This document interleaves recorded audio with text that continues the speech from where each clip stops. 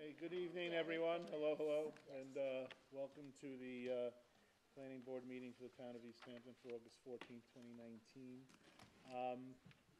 Just a couple of, two quick announcements. Randy is not with us tonight. He's enjoying the month of August elsewhere.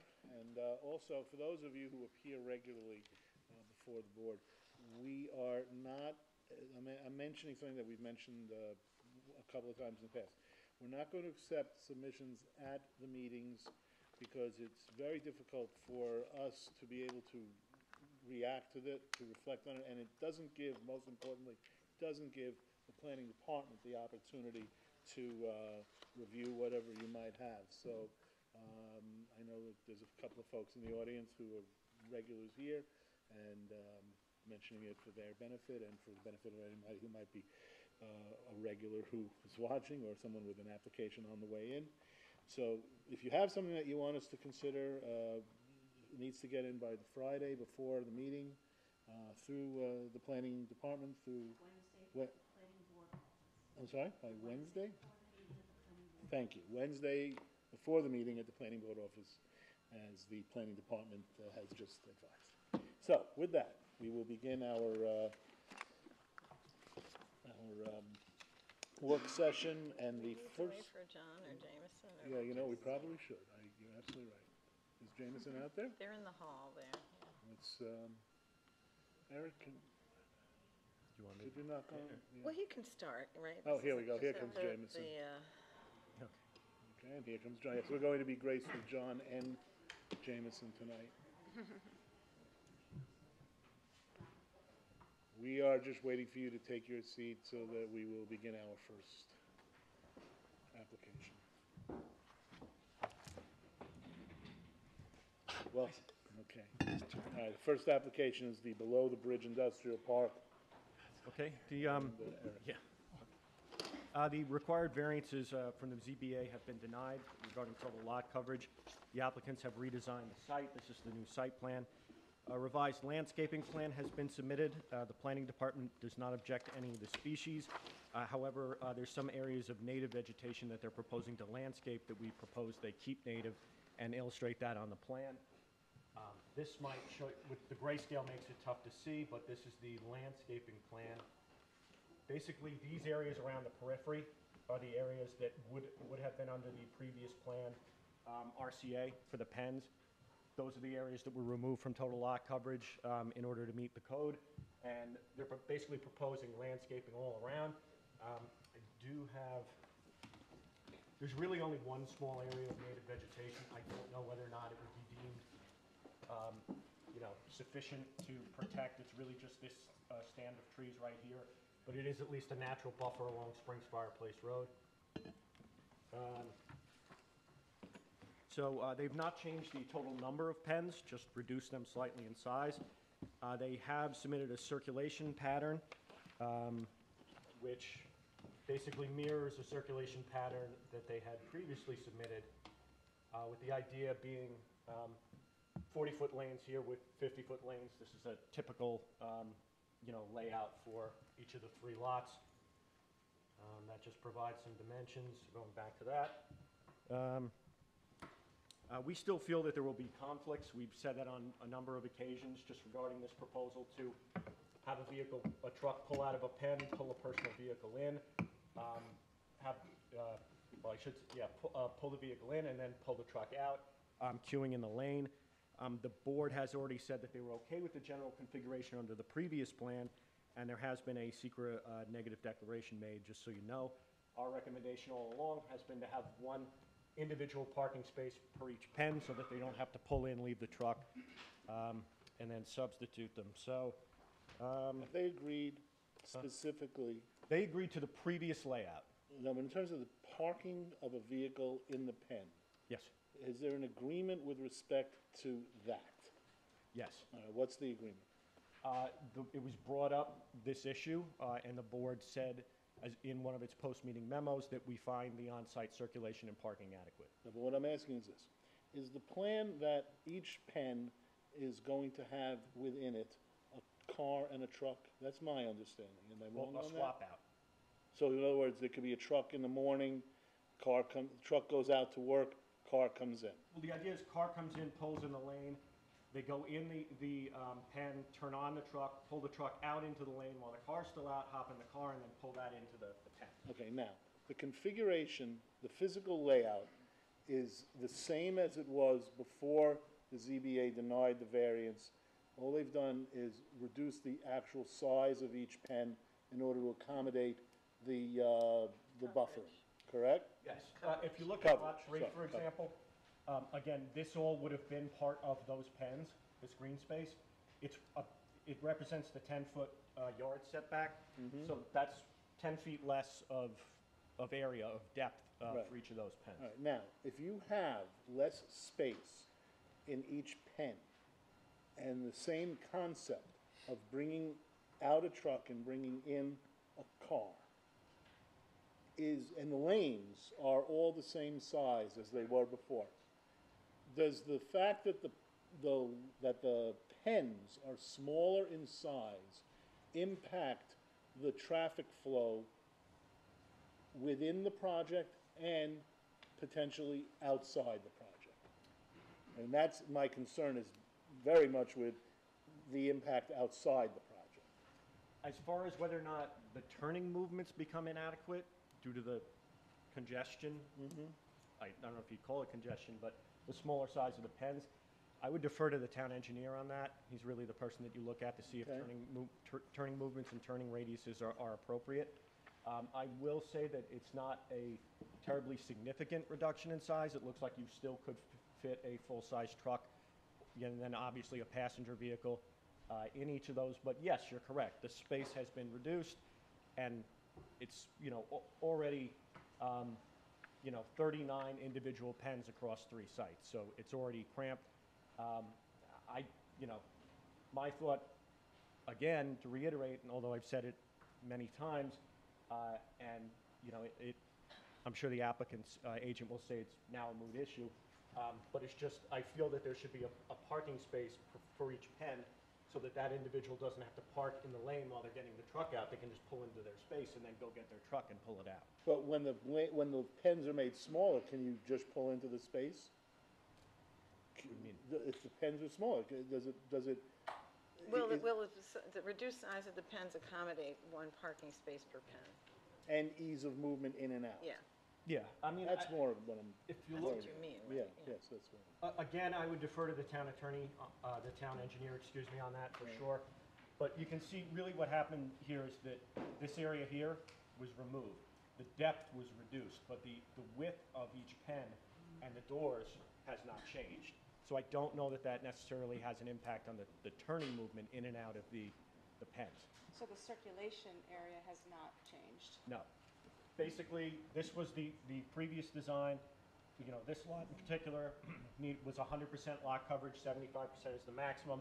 They met the maximum by taking this peripheral area here and turning that into vegetation. All right, So, thanks. I didn't mean to cut you off if you had That's all anything right. else.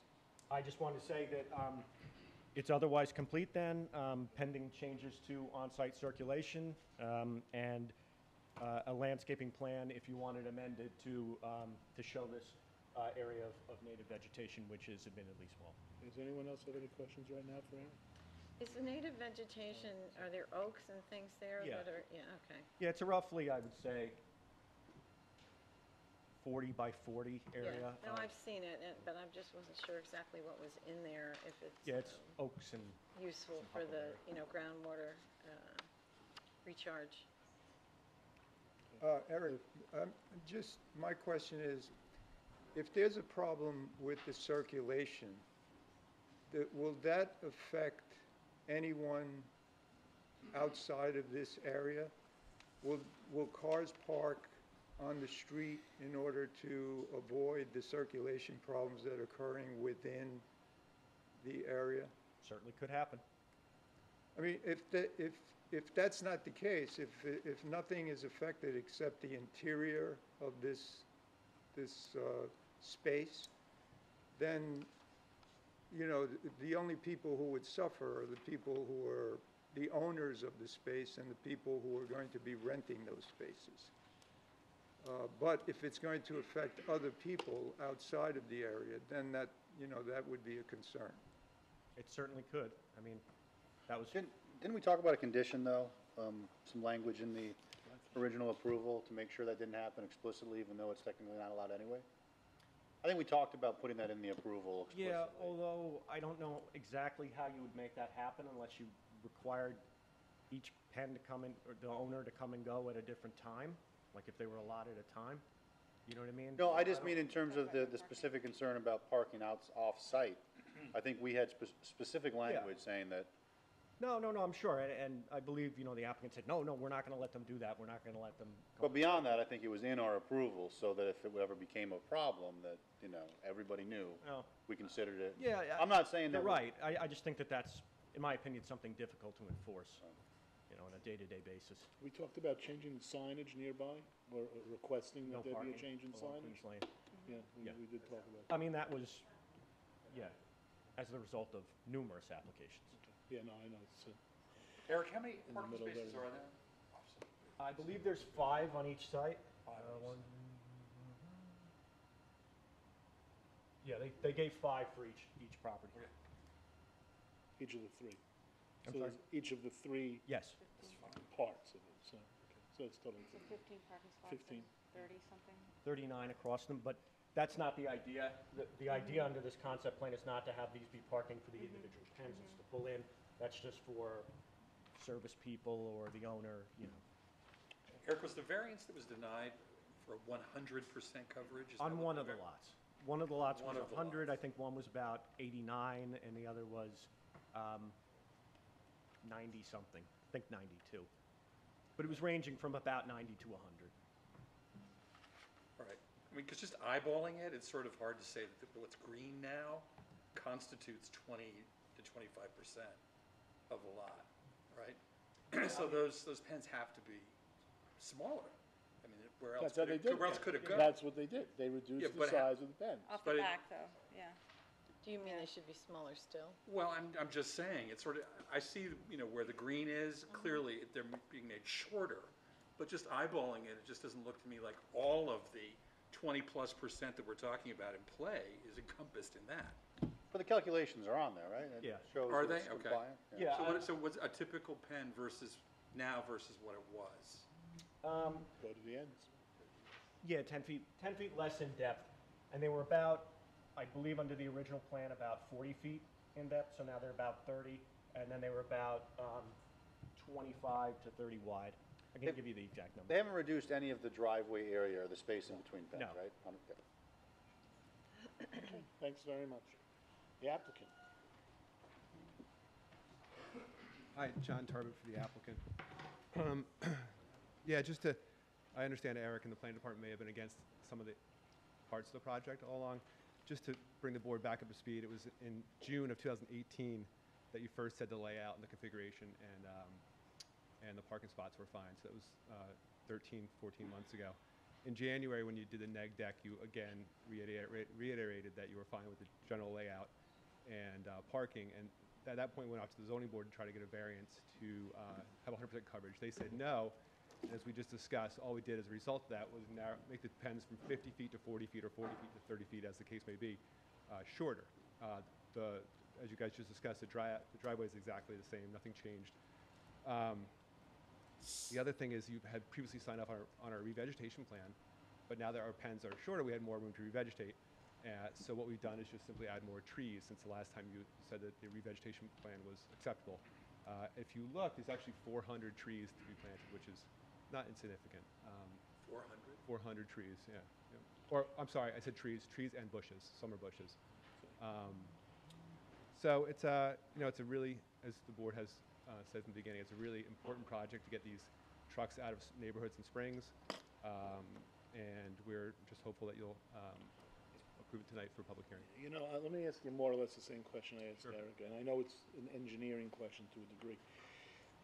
But by making these pens smaller, isn't it going to make it more likely that it's going to make it take longer? Because I'm thinking is this: you're going to have a project that in the morning and the evening is going to be populated with people coming and going from the beginning and end of the day.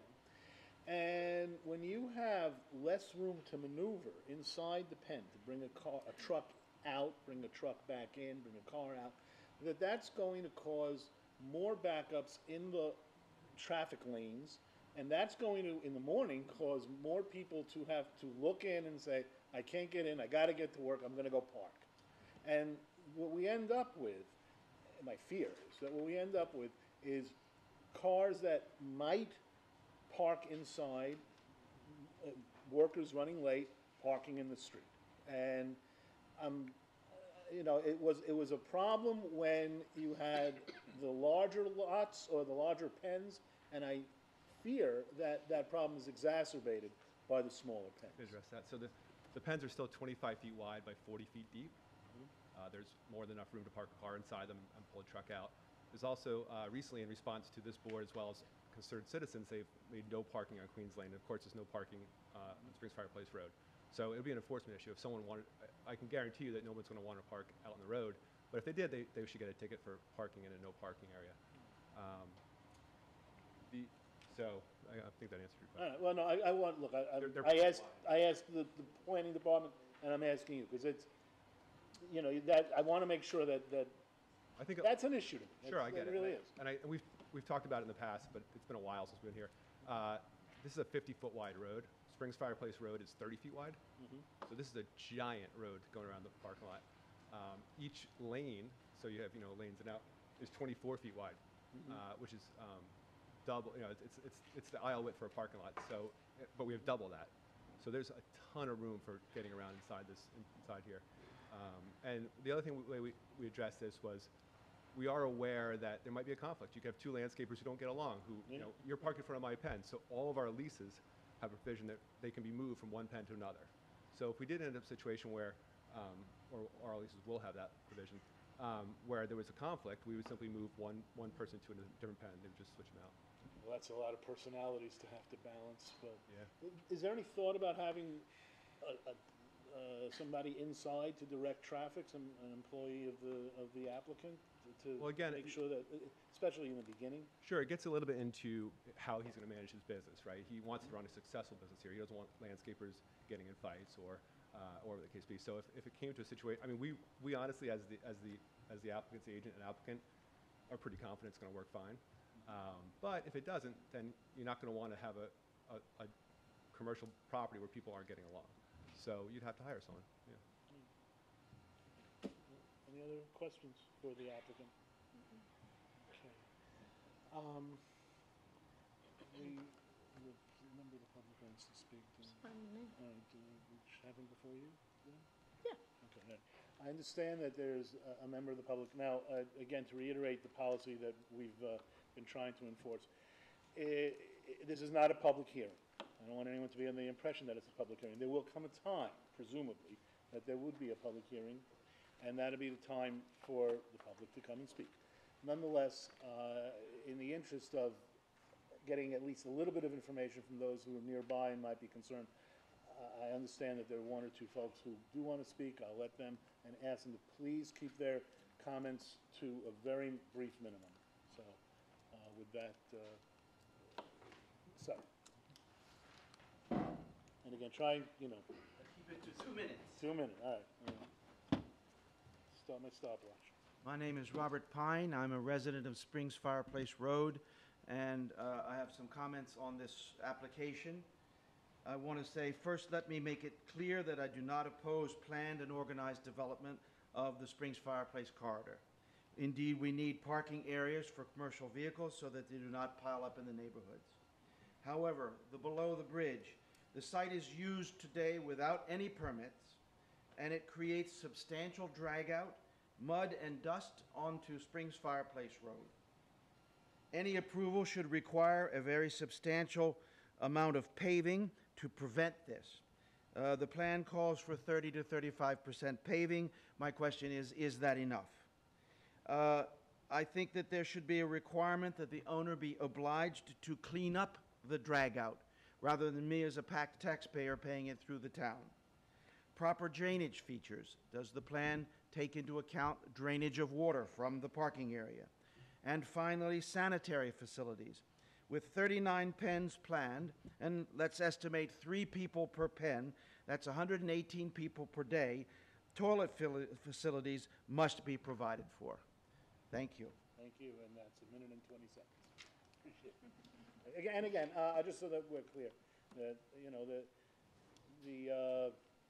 there will be an opportunity for public hearing, and if we had had many people wishing to speak, I would have not let it begin, because that's what a public hearing is for. And with that, and we're ready to move on to Kathy. Okay. Thank you. Thank you. Eric, I'm glad you're there. Can you just review what the stormwater runoff, didn't they have leaching pools and so forth that they were putting in? I don't believe so. I think the idea was the middle lane would be asphalt, and then RCA would constitute the interior portions. Uh-huh. And, I mean, I could be wrong on this, the applicant could correct me, but as I understand it, they don't have any dry wells for the asphalt areas. The engineer did the, what do you call them? The areas based on the grade where Yeah. groundwater would flow, and the town engineer did review it and felt that the combination of the soils and the RCA was enough to facilitate Okay. groundwater recharge and not necessitate drainage control Right. structures. Right. So, so the parking areas, or the pens, as they're called, are RCA, which will be, it's not actually pavement, but it will filter the water. I'm having a problem, a logistical problem here in my mind, that shrinking the size of the pens to comport with zoning isn't going to somehow affect the circulation. I just, it's defying logic to me that that is not going to somehow create more backlog of, there just isn't as much room in the pen to pull these vehicles in. Not that they're small by any means, but they've lost 25% of their depth in some instances and 20% in others. And it makes me wonder if this doesn't affect the circulation and parking in a different way. You know, from a planning perspective, not from any of the other determinations that we've made so far.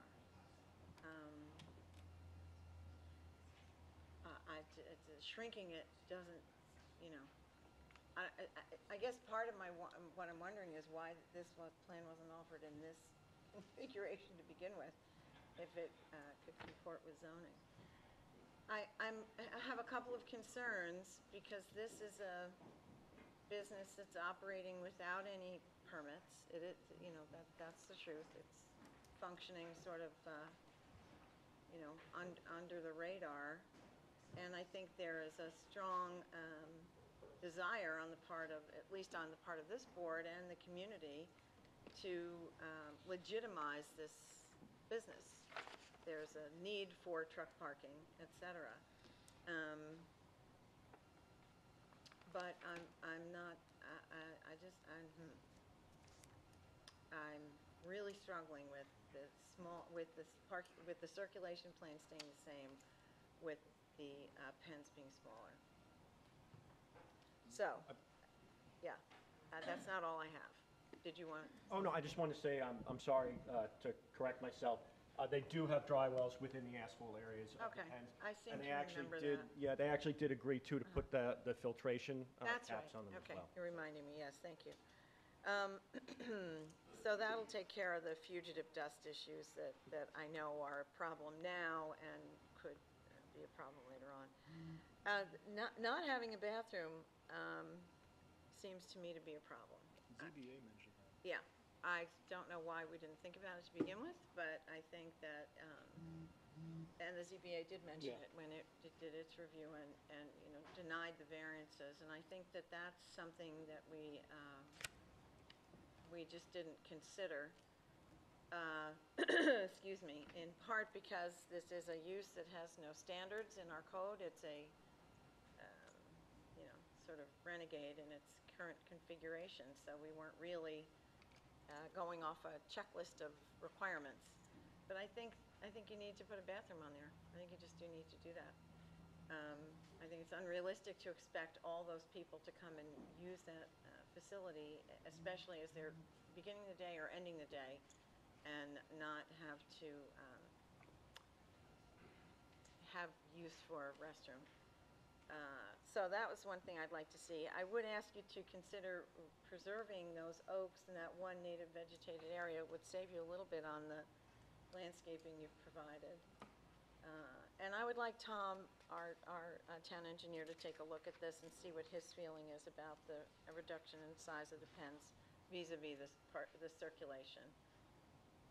Because it's counterintuitive to me. I'm not an engineer, I can't say. I just know if I have a 40-foot parking space and then it becomes 30 feet, that changes things. So I would like someone that might know that to be able to review it for us. Those are my comments. Can I ask a question about that? Because I have the counterintuitive position opposite to yours. You think it's And when more Sam flexible? mentioned it, I was going to mention it earlier, but since you brought it up again, because I don't understand why that would affect the circulation. If the pen was one length, which was longer, and they shortened it, and the way it works is the truck moves into the pen. So whether it's able to move in 40 feet or 30 feet, it's still all the way into the pen. And the car is outside, whether the truck is all, further into the pen or not so far in. So I don't understand how the length of the pen would affect the circulation Yeah, of the car. I take your point, but I'm not an engineer, and are you an engineer? No, but when So I both just of you want brought Tom it to- up, I'll tell you so what, my that thought- maybe I'm missing something, Well, that's what why. you said, as someone who parks their car, it's faster Yeah. if you have more space. Yeah. You'll zoom in and zoom. Right, zoom and you out. have. I hope no one's zooming. But, and also, if, I don't know whether the intention is that the pens would also contain equipment, but it might. Well, And if and they they might do, have- and there's, less room for the equipment, that also might slow down folks coming and going. I mean, we're not talking massive amounts of No. time here. My concern is more that the use of it is going to be compressed into a very limited amount of time, and, within an hour of the morning, I'm an hour just of the worried about afternoon. stacking up, that if it's Yeah. a shorter space, in theory, you could pull the truck and the car in. If there's like a bunch of people coming in at the same time, in theory, you could pull the truck and the car in until the next door neighbor did his thing. Right. Because in the meantime, you've got to wait out in the, the road, the access road, and that is where I'm concerned it'll stack up and spill out. And it'd only be at choke points, it'd be in the morning and the afternoon, but it just seems like, I would like someone to reassure me that that's not going to happen, and I think Tom can do that. So I would just, he didn't, I don't want to interrupt you guys at all, I apologize, but I just want to point something out if it's helpful. I don't want to interrupt you. Let's all go through, and then, because you'll have a chance to speak after. I just want to remind you, there's 3 access points. yeah, Okay. Yeah. That was my- No. no, I know, Okay, so I know, just- yeah. It could happen in Right. one, it could happen in all Right, three, it it might could not happen all. Absolutely, I just don't want everybody to think 39 lots. No, we know, we Yeah, no, can that's true. all see. No, not from that one, but the other one with the picture, Right. with the trees on it. I didn't want to interrupt you. I No, just no, wanted to make sure. yeah, The thing is that, one of the problems we have is that we are flying kind of blind. We're building the airplane while it's flying, and that's always a little difficult. So, we don't have any prior applications like this. So, things that we worry about may turn out to be nothing. Things that we never thought of, like, for instance, bathrooms, turn out to be something that may very well be important. So, it's worth looking into all the different possibilities that 6 or 7 of us could come up with. The first of whom, well, not really the first, but. Okay. So, yeah, no, in some sort of order. I share the concerns about, the possible implications of having the same number and smaller pens. I don't think we really completely understand the effect that'll have on circulation. And you know, it's a new plan essentially, right? It really is a new plan. I'd like to hear what the town engineer has to say about it. You know, if my math is right, and I think it is, you know, the 30,000 square feet that you're not now covering, if it's not coming from the road, is coming from the pens. And according to my math, that's about 750 square feet per pen, which is a lot, right? So I don't feel like I have kind of enough information to really kind of evaluate the meaning of that.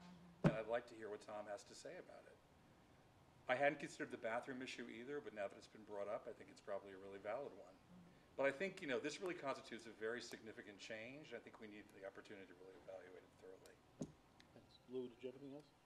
Yeah, I think for me, one of the important issues that came up tonight, as we've been saying, these issues are coming up as we discuss it further, is the drainage. So I would like to see more analysis of that, make sure that that's all proper. Also, the bathroom, I agree with that. I think that's something that, you know, I hadn't thought of, and I think that is important, and I feel there should be one. And again, and I'm not saying this as a counter argument to what's been brought up by three of you now. It's just, maybe I'm questioning my own intuitive look at it, because if the corridor, the space where the aisles where people are moving their cars is still the same, and the length of the pen has been shortened, the way I see this thing working is that they bring their car, they park their car outside the pen, take the truck out, move the car into the pen, and then leave with the truck. At night, they do the opposite with the truck and the car.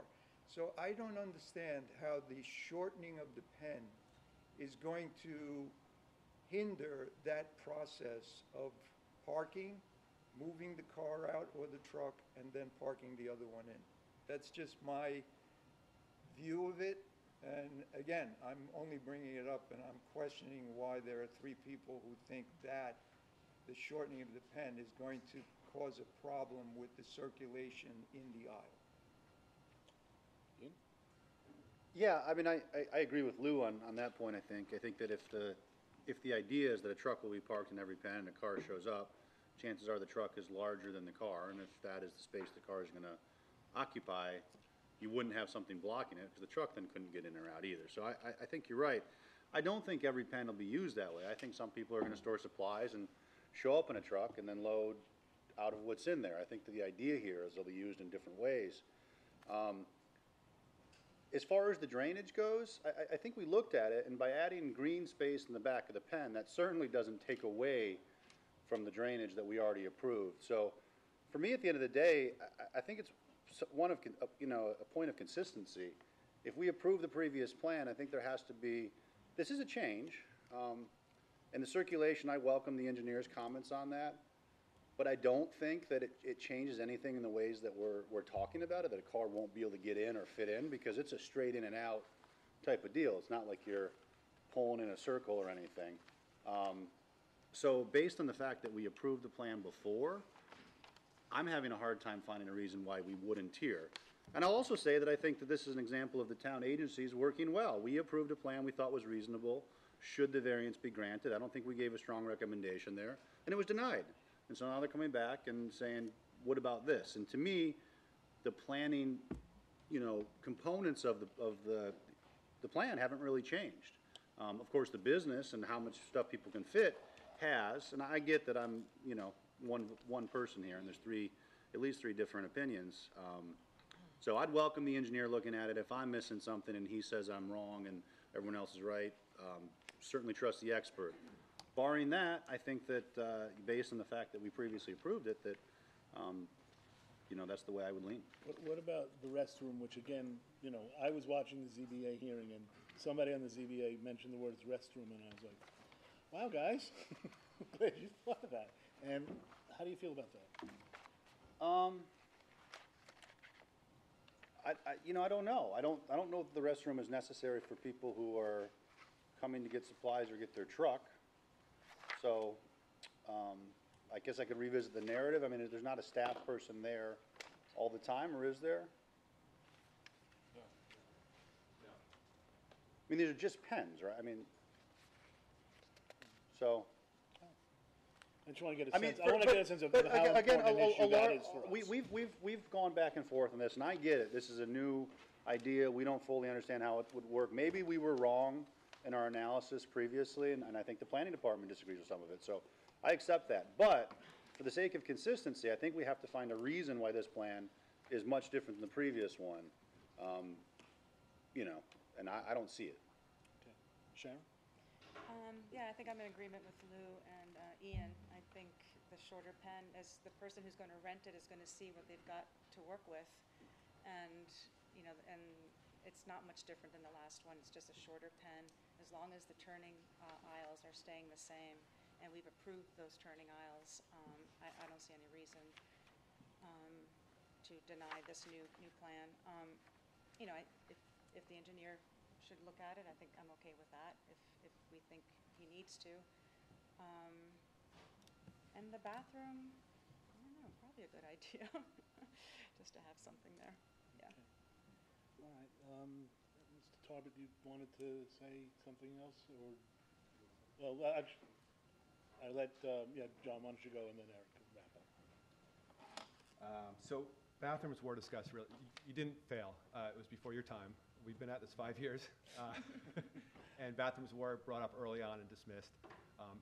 There are precedent for like, this is just going to be, for example, a firewood company might store a bundle of firewood at the property. The guy would come, load his truck, and leave. It might be a nice thing to have a bathroom, but it's an added expense for the, you know, obviously that would be something that people would take advantage of, I'm sure. But then you have to have someone cleaning it all the time and everything else. So it was something maybe 5 years ago came up, and it was dismissed at that point as something not practical. There's a pretty good precedent for this.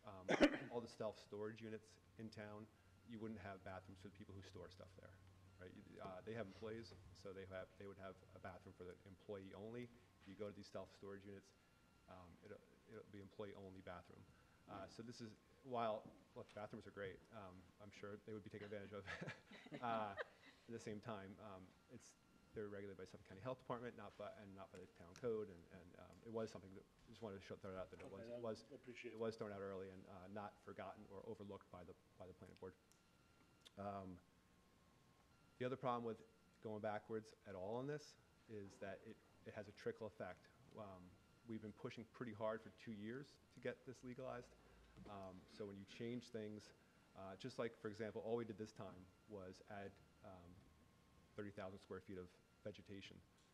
But now all these new issues come up. So the owner is super reluctant to tweak his plan again, only because it's 6 months. And when you come back, there could be different board, like there are now, there could be different board members here, and someone could say, well, I want this. So it's not a criticism at all. I'm just saying that that's, from an applicant's perspective, I'm just throwing it out there, that's what you fear most as an applicant, is that 6 months ago we were here, there was a neg deck GIF, and it was deemed ready for public hearing, provided that the zoning board grant the variance.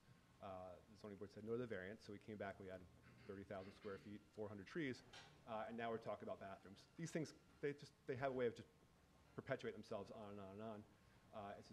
It is, you know, there are a lot of trucks in town, and there's, as you guys acknowledge, there's no current legal place for them to park. So we all are quote operating blindly, but it would be nice to get one legal space in town for people to park. And if things don't work out perfectly, either the owner of the property will have to address it internally, or at least we'll know what doesn't work and what works for the next people who come before you. But this is for 39 businesses. There are hundreds and hundreds, and we all know where they're parked. If not in someone's neighbor's driveway, then on other commercial properties illegally. Well, you know, I mean, you can't fail to recognize that there's a situation on this site right now which is untenable. Mm-hmm. And that's probably the primary drive. Well, I'm saying, I don't want to cover it, but I would say that is a primary driver of the entire idea here. Mm-hmm. That you can't, I would assume the applicant knows it can't go on forever.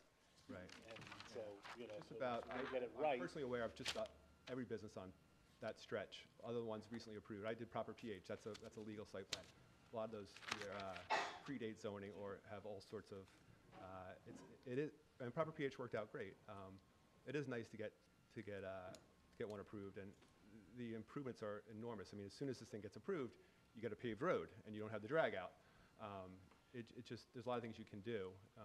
Let me say this, assuming that we let it go back for the town engineer's comments and come right back with that, I mean, that shouldn't be a 6-month delay. I wouldn't think it would be. I believe, so Tom Talmadge has looked at the, Well, before, The original before plan. you know. right, well, he's worried about turning radiuses, right, and drainage and asphalt. Those are his, unless I'm misspoken, and John will correct me if I am. And he has looked at that. The driveways haven't changed 1 inch, right? That's the exact same plan that's been there for years. So while I have no issue with him, I really don't expect him to say anything differently than he said before, because, and one thought I had on the pens too is that the bigger the pens, potentially the more trucks you have parking in them, which is more people coming there to drive those trucks. So as the pens get smaller, you have probably less chance of there being a conflict. I mean, you might also have, and again, we're looking into the future about something we don't know. They might have pens that have inventory or machinery or whatever in them. Sure. And that might make things a little more, that's what my concern. There will be some, like, for example, the pens have, some that have self-storage. Right, yes, I know. So those are clearly designed not for cars, right? That's for, and other pens might not have any trucks parked in them, to be fair, right? They might just be used for simply storing stuff. I'm pretty reasonably confident most of them would have a car parked in them, but a lot or a few would not. The key here for us is to, after spending all this time and money, and that's on us, that's what you expect when you buy a commercial property, but we really would like to legalize this place and get it up and running. Well, we would like to see it legalized too. I mean, just to say, we did approve a plan that you didn't get the variance for, so that's, we were trying to work with you on that. I think, want to make sure you understand that we're eager to get this legalized too. Right. But by the same token, we have to be cautious because we are setting a precedent here, and we want to make sure we're covering all the right, as many bases as we can think of while we're, writing the book on it, basically. So I think that's why everybody's feeling a little extra cautious. Exactly. So am I right in saying that the two things that those of us who have concerns are concerned about is understanding if the reduced pen size has an implication for circulation? And we've also raised the issue of, now that we have this re-veg opportunity, to make sure that existing trees remain, right? Those are the two My things. two things, yeah. So that's not particularly onerous, doesn't seem. No, I think, I'm not sure how you would want to address the existing trees. If there's nice oaks there, you'd want to keep them. There might be some things you would want to remove. I don't know. I'm confident you can work with the planning department specifically Yeah. on the vegetation. We don't need to get into that. Yeah. Well, can we ask Tom specifically about, Yeah, circulation I think and there's a whether lot the of reduced sentiment pens on, I think even those who are not agree. on board with that have sentiment to do this. So I think maybe the thing for us to do is to send it back, let's get Tom's comments, and then we can, one way or the other, declare it complete. Can I ask that if Tom says that nothing has changed for him, that we don't have to come back? Because I just don't want to open it up to, Yeah, no, I. 'cause we all of us, me included, had to spend a couple hours today just remembering. I understand, yeah. And I don't want to have to come back and get it, and I don't mean this in No, I understand. it just picked apart again, because 13 months ago it was fine. I get you. Look, we've, as we say, narrowed the issues. Sure. So they're very, they're very specific. There's 1 or 2 points. Can we ask Tom specifically, though, make Yeah, sure we yeah, word it? yeah. Because if we just say, what do you think about this, we might not no, get We're it. not going back We'll there. ask him specifically. And it shouldn't take him long, because if there's, Nothing has changed. For him, he's looking at turning radiuses. He's Look, not, I can he'll guarantee tell he us won't have an what issue, he- but I'm what he- I'm yeah, if- totally, Look, if you're right, you're right. and I don't, yeah, it'll just- I don't want to speak for him. And then, So, yep. you can't. So, we'll send it back to Tom, we'll get his comments, and we'll get back here, and it'll be, okay, Tom said, look, Tom says it's all good, then it's all good. And we'll schedule for a public hearing. If he says it's not, then we'll have to deal with that. My question is, though, I don't know if we, in But other I don't words, think if you'll Tom be says it's opening fine, new we don't need to come back for another work session, I don't think, is my question. Well, we need to put it on, we're gonna need to get it on, for a public hearing sometime. You'll need to do a resolution at We'll need to at do a a resolution. All right, I guess future we can meeting. issue- I'm not sure that you need to have a, Okay, other than a quick discussion that it, based on Tom's all right, comments, so it's would ready we- to go all for right, hearing, you adopt the resolution We then. good with that? Yeah. All right, Yes. okay. I mean, it's not, I hear you. it's not a I small hear you. expense for me to come either. I Right, hear- exactly. Yep. I just want to retract, Community would like to have the drag out stopped. Yeah, All right, there'll be an opportunity for public hearing on all that Can kind I, of stuff. can I say something to that point? Because this often happens with, I think, this board and the public. To say that we are in favor of a certain plan or, lean that way, doesn't mean that you're okay with what's happening. So I think if there's a problem on site, this board denying a project that might solve those problems wouldn't actually help. So I'm sympathetic to that issue for sure, and I think that's an enforcement issue. But I don't want to be mistaken by saying that I think this plan is reasonable. I think this plan would actually stop that problem. That's my point. But that means that we're okay with that happening. But I think it's outside the jurisdiction of this board.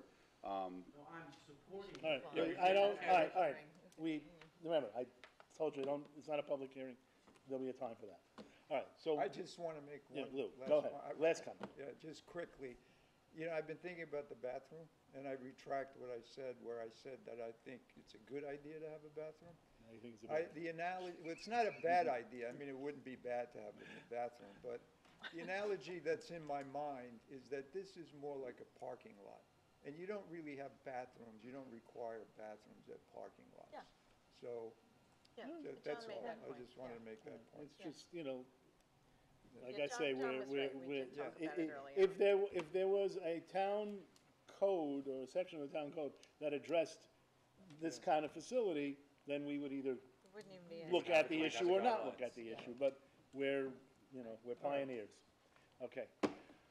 Thank you. So, All right, so the answer is that we're going to look at Tom, we're gonna ask Tom for his comments. If Tom says it's all good, then we'll schedule it, public hearing. there'll be, Well, it'll be a in the minor regular session, meeting, yeah. there'll be a resolution to approve a public hearing. If it turns out that Tom says, yes, this does create issues, then you're back here for site plan, for work session. and I would expect that. Okay. Ian, did you ask for specific, what's the question for Tom, is whether, With the reduced pen length, does it create a does it- circulation does it- problem? Yeah. Perfect. Straightforward Very question. keep it simple? Okay, thank you. Yeah. Okay. Eric, did you have anything else that you needed to cover? All right, in that case? Okay. All right, Thank so you the very much. questions are almost, we don't really need to deal with them right now. Should the landscaping plan be amended to preserve existing areas of deciduous woodlands? I think we're all kind of on board with that. Yeah. Should parking and on-site circulation be amended? I think that's It's gonna be And addressed part of, by the part of engineer, Tom's yeah. issue. And is the application complete and ready for public hearing? And that we're gonna, maybe. To be announced. Did you say you did want them to amend the landscaping plan, or you did? Because We do. Don should know this in the meantime. Yeah, well, We asked them to look at the oaks and to keep the oaks.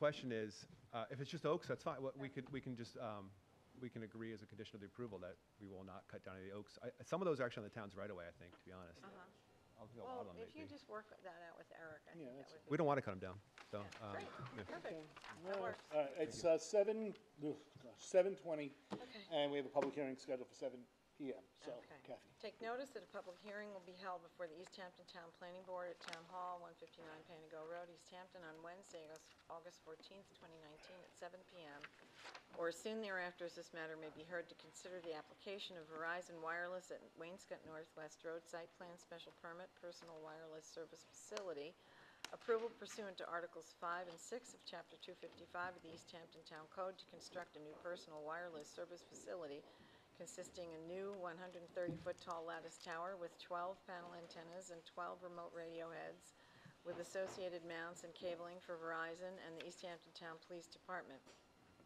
Also proposed is a new equipment area and generator for the East Hampton Police Department and a 120-foot square foot shed, diesel generator, and 4 GPS units for Verizon. The property contains 4,212,252 square feet, 9.7 acres, and is located on the west side of Wainscott Northwest Road. Wainscott is situate in a Parks and Conservation zoning district with a water recharge overlay district, as shown on the official zoning map of the town of East Hampton, and is identified on the Suffolk County tax map as parcel number 300-180-1-8.5. Subject application is classified as an unlisted action pursuant to the State Environmental Quality Review Act.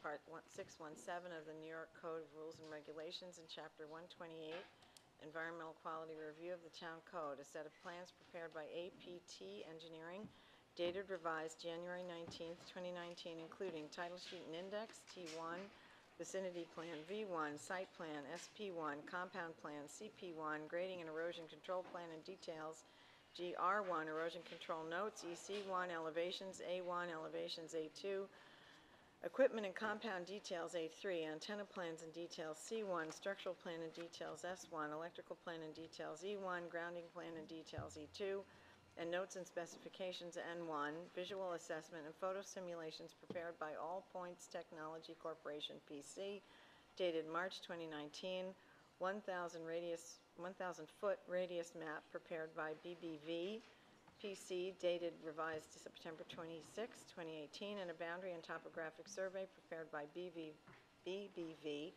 PC, dated revised November 8, 2018, are available for inspection at the Planning Board Office, Suite 103, 300 Panago Place, East Hampton, New York, dated July 20th, 2019. Samuel Kramer, Chairman. Thank you very much. I have the affidavits of posting and mailing, and they appear to be in order. I'll submit them to the file. Sorry. Okay, this is the location of the property, back in the woods off of Daniels Hole / Wainscott Northwest Road, just north of the airport. It's actually on the property of Mainstone Gun Club. I have the tower elevation drawing, as well as partial site plan and equipment drawings. Very well. Are there any members of the public who wish to be heard with respect to this applicant? Oh, I'm sorry, the applicant wanted to speak? You're with the applicant, right? The applicant, yes, Denise Vista with Amato Law Group. Here tonight on behalf of Verizon Wireless. I've appeared before you a few times to discuss this application, so I'm not sure how much you want me to go into it, or if you wanted to see if the public had questions first. Why don't we hear from the public? Okay. Very well. Any members of the public who wish to be heard with respect to this application? We have, I'll need you to just get into some sort of order. Right over there. Please state your name and location. Pardon me? I'm Spell and state your name. Naidu, Dr. Naidu, Naidu, cardiologist in Garden City. I have an interested property in that road that you just pointed out, next to the north of the gun club. I'm interested to see where the tower is going to go in relationship to the property. To your property? Yes. It's about 1,000 feet north of the electrical cables, north of the gun club. Okay, well, why don't you, Eric, why don't you put up the overhead? The arrow should show. The location is the exact, it's right next to the existing cell tower. There's an existing tower here. And this is off the power lines, come back here. So when you come off, like right before the power lines cut off Wainscott Northwest, there's actually a little dirt road that goes back to an existing facility, and there's an existing 130-foot tower. This would be a second one next to it. Where are the existing overline electrical systems? These are the power lines. Oh, these are, and the road? It would be right next to it. There's like a little dirt road that comes parallel to the power lines. So this is, Eric, do me a favor, step to the left and you see where there's a red line that crosses the power line? That's Daniels Hole Road. Oh, okay. And as you continue north, you eventually get to Cooper Lane, and then after that South Breeze Drive, and then after that I think Ridge comes up, or Knoll, I forget which one. so the tower is going to be up here Yes. I In believe that so, right in general that general vicinity, area. yes. Would you like to? I have a small set of drawings, sir, you can take a look at here. So you enter off Wainscott Northwest Road, you go down the dirt road that Eric had mentioned, and it's right along here. This is the existing tower, and it's just going to the west of it. So there's an existing 130-foot tower there presently. This tower will basically replace this. In a couple years, that existing tower will be demolished. That's fine. The thing is, what's going on the tower is the cells. And that's what's there now. But All right, this is a public hearing. I appreciate that you're trying to give explanation. Thank you for clearing but that up. Okay, so if you have any comments about it. I want to know how much of how much those cells actually go in there. You know, like how much of radiation will disperse in what. Could you speak into the microphone, you sir, need and to- address the you board need and to not address the us. applicant? Yes. I'm interested to see how much of radiation will emit from that tower to the neighborhood, because that's a residential property, the 4-acre zoning. And so we were planning to build a nursery school or some facilities like that, even a hospital, for example. We're trying to plan to do that. So I'm very much interested to see what Well, the impact it will plan- have on the health of the people in the area, nursery school. The plans are all on file in the planning department office, and you can read there, and there are tremendous amounts of documentation behind this. We can't sit here right now as a planning board and answer your specific questions. So to the extent that you have any questions about it, I recommend you go to the planning department office and pull the file, or ask for the file, and answer your questions that way. I have looked into the radiation effects. It's an impact on the children's development, cancer, and even decrease in the fertility of the people. There's no question about it. There's been a lot of information available. It's a real concern. So I want someone to tell me what the impact of that situation on the residential area there. And usually radiation is a decremental factor. It just doesn't abruptly stop at 30 feet or something. It just underground, overground, in the vicinity. So that's right next to the residential property. So I need someone to explain to me what the radiation effect is, what the impact would be. Our purpose here is not to give explanations, though. Our purpose here is to hear from the public. We hear that, I just want to add, though, that this site is within a much larger parcel of property that's owned by the town of East Hampton. It's not private residential property. And that the federal government has basically made a determination that as far as the cellular communications towers are concerned, there are not health impacts which a local planning board can consider. They've deemed the communications facilities to be safe, and that's not a criteria that the planning board can consider in their thank you approval very much for process. that reminder. And also, the planning department normally takes all the public hearing comments, summarizes them, and gives some sort of response to them for you to consider at your next meeting. Very well. Thank you. Okay. Was there any other comments you No, want? it's not clear to me who's going to give me that answer to me. Well, You'll have to go to the planning department and ask for the file and review the statistics with respect to the antenna and so forth. And if you have further questions, you should probably direct them to Verizon in terms of, electromagnetic field and radiation issues. but again. It's not our it's- purview to right. consider them, and so that's the best we can do, is direct you to that. We can't, Yeah, but that's the interested party, so they will be protecting their own interest, and I want to protect the interest of the public. I So understand. that's not, but we it's a don't- moot. That's the only avenue I can recommend for you now, unless you just take the time to research it on your own, We have done that, I've yeah. done that. They just have to demonstrate they meet the federal standards Right. to the planning department, and otherwise, we can't have stricter standards than that. There's federal law that prohibits us from this, taking action in this particular arena. So we may be sympathetic to your position, but we can't act on it. All right. Any other comments from the public? Please.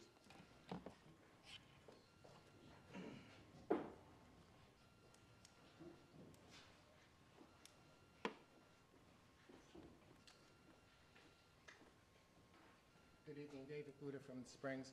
This isn't so much a comment as an inquiry, and I see that the person who can answer the question is sitting in the room. I did look at the plans, and I do see that the existing tower, adjacent tower, is used by the police department for emergency communications, and the plan is that the new tower of comparable height, 130 feet, will also be the site of some new police department emergency communication equipment. I didn't remember that the new 700 megahertz emergency communication system was going to use this site, but if this is a new opportunity site and it's going to include equipment for the new 700 megahertz microwave system, then that's a good thing for the community.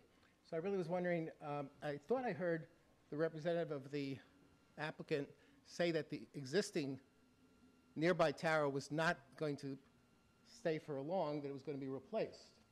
So I'm now confused why we're replacing a 130-foot tower with a 130-foot tower. I thought they were both needed in the same location. They wanted a taller tower. They couldn't get a taller tower because of FAA problems. So now I'm confused. You've got one tower replacing another one of the same height. There's going to be new equipment. There's existing equipment. And maybe someone could just explain how this site will work with the new town 700 megahertz emergency communication system. Okay, thank you very much. Are there any other members of the public? In which case, yes, why don't you?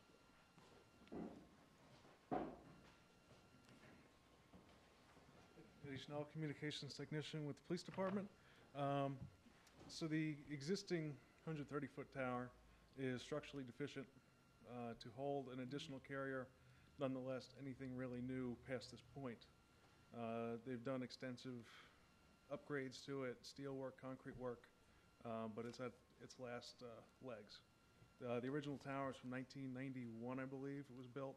It was designed for one cell carrier and 2 whip antennas. That was it.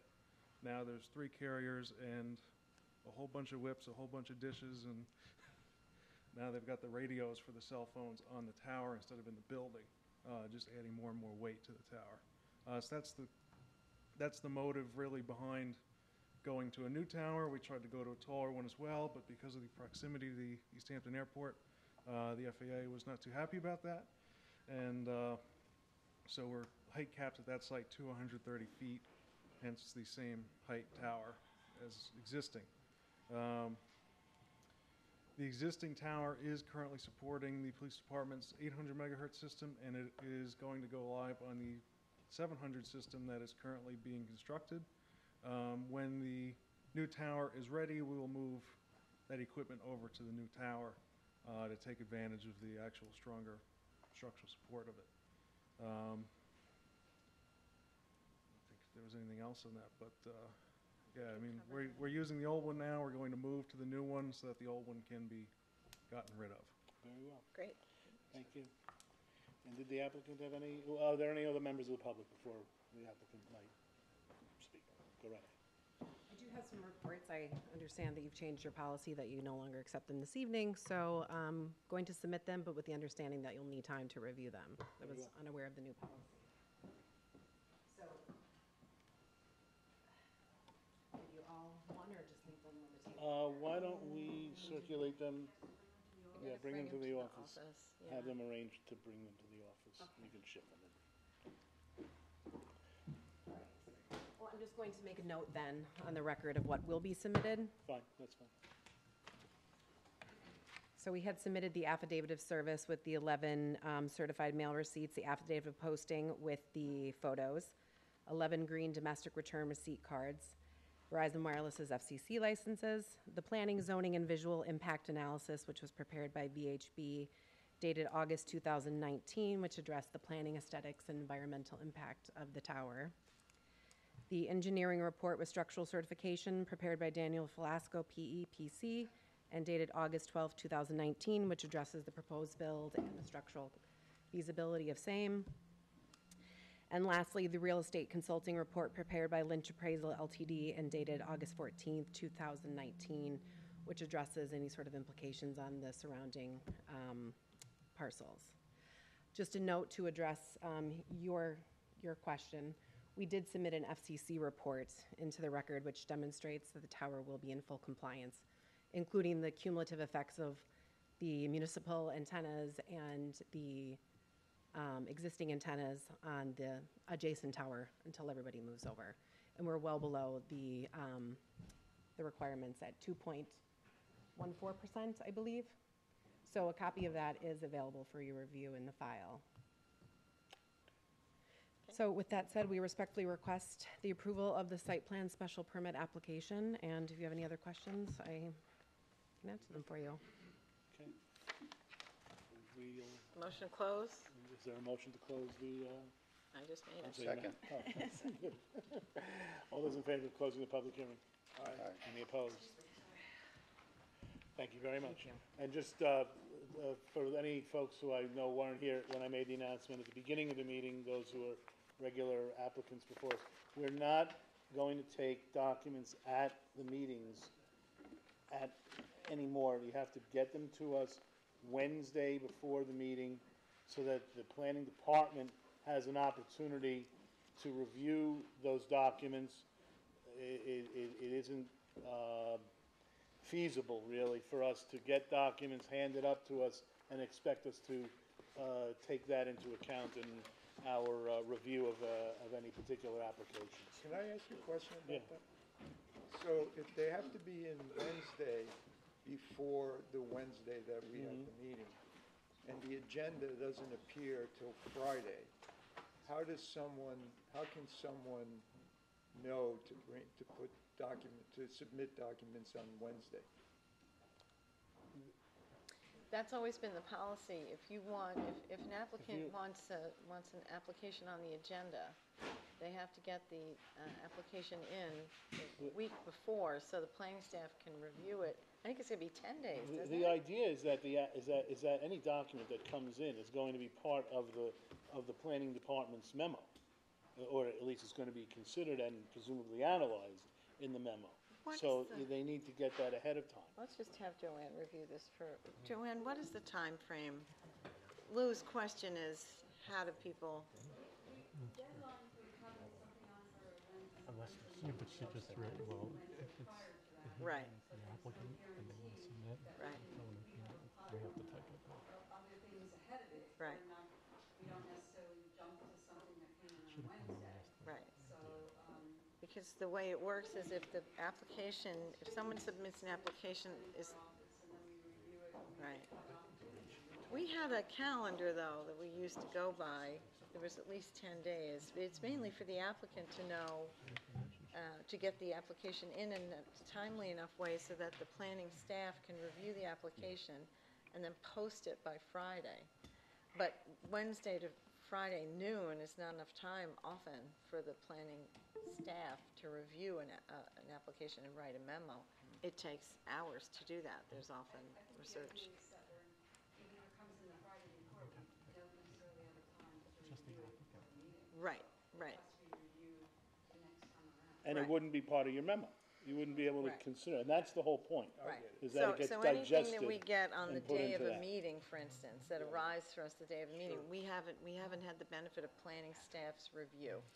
And while there's a Wednesday deadline, that doesn't guarantee the planning staff's gonna have the time to review it. So it can be accepted, but depending on the agenda load and the workload for planning staff, it may or may not be reviewed in time for the following week's meeting. And remember, we're making a record. I mean, that's the whole point. So if we're going to be making a record, it has to be a meaningful record. And for it to be meaningful, folks in the planning department have to have a chance to chew it over and tell us, whether it's something about which they think we should be concerned. Yeah, and unless it's some very minor item, it's almost impossible to, you know what I mean? Right, Get it done yeah, within unless a it's some, Day right, and a half, right. you know? Sometimes things that appear minor are really not.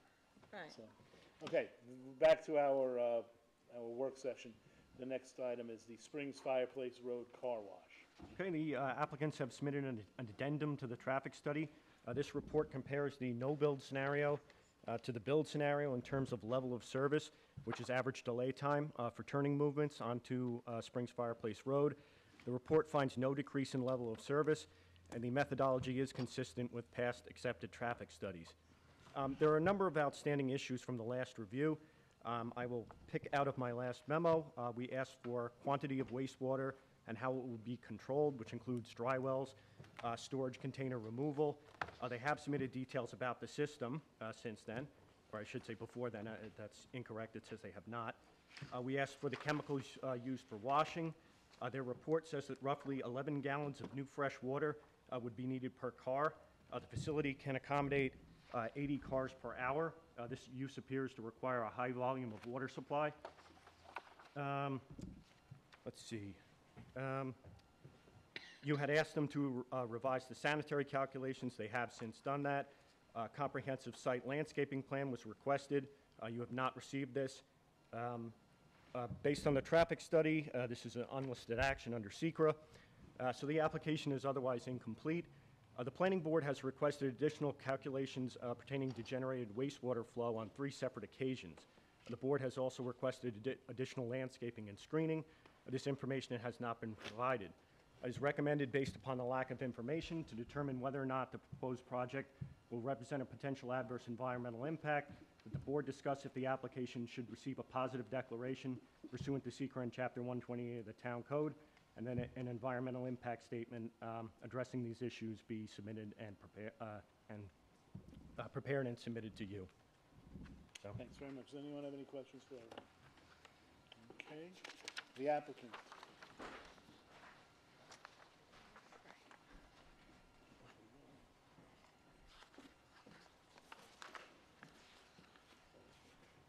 Good evening, members of the board. Tiffany Scarlato, 45 Division Street, Sag Harbor, for the applicant. I have submitted a letter to the board. I'm not sure whether the board members are in receipt of that letter. If you could confirm for me whether you've received that letter? Has anyone read the letter, or do you want me to read it? I did not get to finish it. I'm happy to read it, that's fine. No, you could summarize it, maybe. I think I'll read it word for word.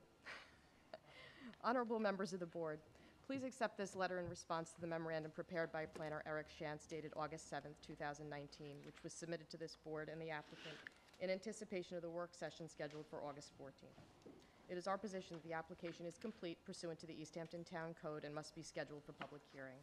The memorandum states that there are a number of outstanding issues that have yet to be resolved, which are discussed in detail below. Mr. Shantz and the board have repeatedly requested more detailed information on the car wash system.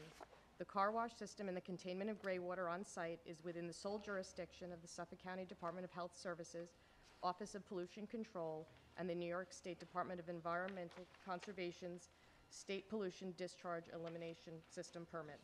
In short, the car wash system is designed, located, and operated to protect the groundwater reservoir from pollution via the permitting system in place that is regulated by the New York State DEC and the Suffolk County Department of Health Services Office of Pollution Control. With respect to gray water discharge, the applicant has stated and submitted information on the zero discharge permit from Suffolk County that will be obtained regarding the regulation of wastewater from the car wash system, which is regulated again by Suffolk County's Office of Pollution Control. Information has been submitted to this board on the standards of a zero discharge permit, and again, the approval should be conditioned upon receipt and implementation of that permit, as this is an issue that Suffolk County has sole authority over and is out of the expertise and jurisdiction of this board. The applicant has stated on numerous occasions and in multiple submissions that the intention is to obtain a speedies permit from the New York State DEC to ensure that no discharge to the groundwater occurs, and the town's approval should be conditioned upon receipt of that permit. Again, this is an issue that New York State has sole control over and is squarely out of the expertise and jurisdiction of this board. Revised sanitary calculations were submitted to the board and are reflected on the site plan dated last revised May 31st, 2019, prepared by Saskia Surveying and submitted to this board in June of 2019. This information should have been reviewed and included in the memorandum from the planning department and should not have been requested again. I do note that Eric has acknowledged that he had received those. Landscaping plans have repeatedly been requested. At the last review, it was suggested that the applicant request a reduction in the scenic easement required by the urban renewal map. After careful consideration and some preliminary conversations with the town board, whom it is important to note has made a monetary offer to purchase this property in an attempt to stop the progression of this application, it was clear that support for such a modification was lukewarm at best, and the timing around such a modification is quite extensive. In addition, we have repeatedly given the board the legally viable option of landscaping that area prior to filing the easement. Absent that offer, there is no other location on the property to install landscaping given the extensive nature of the proposed easement. The required easement and 10,350 square feet will encumber more than 24% of the property. And as native existing vegetation, it is the substantial native 50-foot deep buffer that the town board considered and required in the adoption of the urban renewal plan. No further landscaping or fencing is required, nor will it be proposed, as the availability of space on the commercial lot is limited by the extensive easement. In light of the above and based on prior submissions and testimony before this board, the application is complete pursuant to section 255-650 of the town code and must be deemed complete by this board and scheduled for public hearing. In addition, the memorandum hints that the board's discussion should focus on the application and whether the application should receive a positive declaration pursuant to SECRA based upon a lack of information. Please be advised that this board is in receipt of all the requested information within its jurisdiction and has not received one iota of documentary or scientific evidence that indicates that any adverse impact may occur. The traffic study addendum provided by Schneider Engineering, dated May 14, 2019, finds that there will be no negative change in the level of service in that area based upon this proposal and utilize the methodology that has been an accepted use by this board. Further, the permitting for the discharge or recycling of any waste products has been repeatedly outlined for the board and will be handled by the Speedies permit and the Suffolk County Office of Pollution Control, pursuant to their preemptive authority, with no discharge of any waste into the groundwater. There is absolutely no evidence whatsoever that this application presents any potential adverse impact pursuant to SECRA. Finally, this property is zoned commercial industrial, and the proposed use is a major car wash, a special permit use, which is permitted in that district, which means that the town board has previously considered this use and deemed it appropriate for that location, despite a number of this board's members' public statements at previous hearings that this parcel should remain undeveloped and that they are opposed to a car wash at that location. Predisposition to a denial or to a positive declaration pursuant to SECRA, given the evidence at the record at this point, would be inappropriate. We trust that the board will continue to process this application in a fair and expeditious manner, having received and reviewed all the materials submitted and deem the application complete for public hearing this evening. Thank you. Thank you. Can I just ask, did you say that you submitted an application to amend the urban renewal map to reduce or eliminate? No, we You did didn't? not. Okay. No, we did not. We're not required to do that. I know the board was inclined to have us ask for that. It is a discretionary process. I thought I heard you say that the board wasn't inclined to consider it, so I'm just wondering how you came to that We did conclusion get a since you didn't lukewarm submit it. response from our initial conversations with the town board. And quite frankly, it is a discretionary process, so they're not necessarily required to reduce that easement. And we frankly have made a determination that based on the time that the last application for an urban renewal modification set, that the timing on that is just not going to be acceptable. Thank you. Catherine? Okay, well,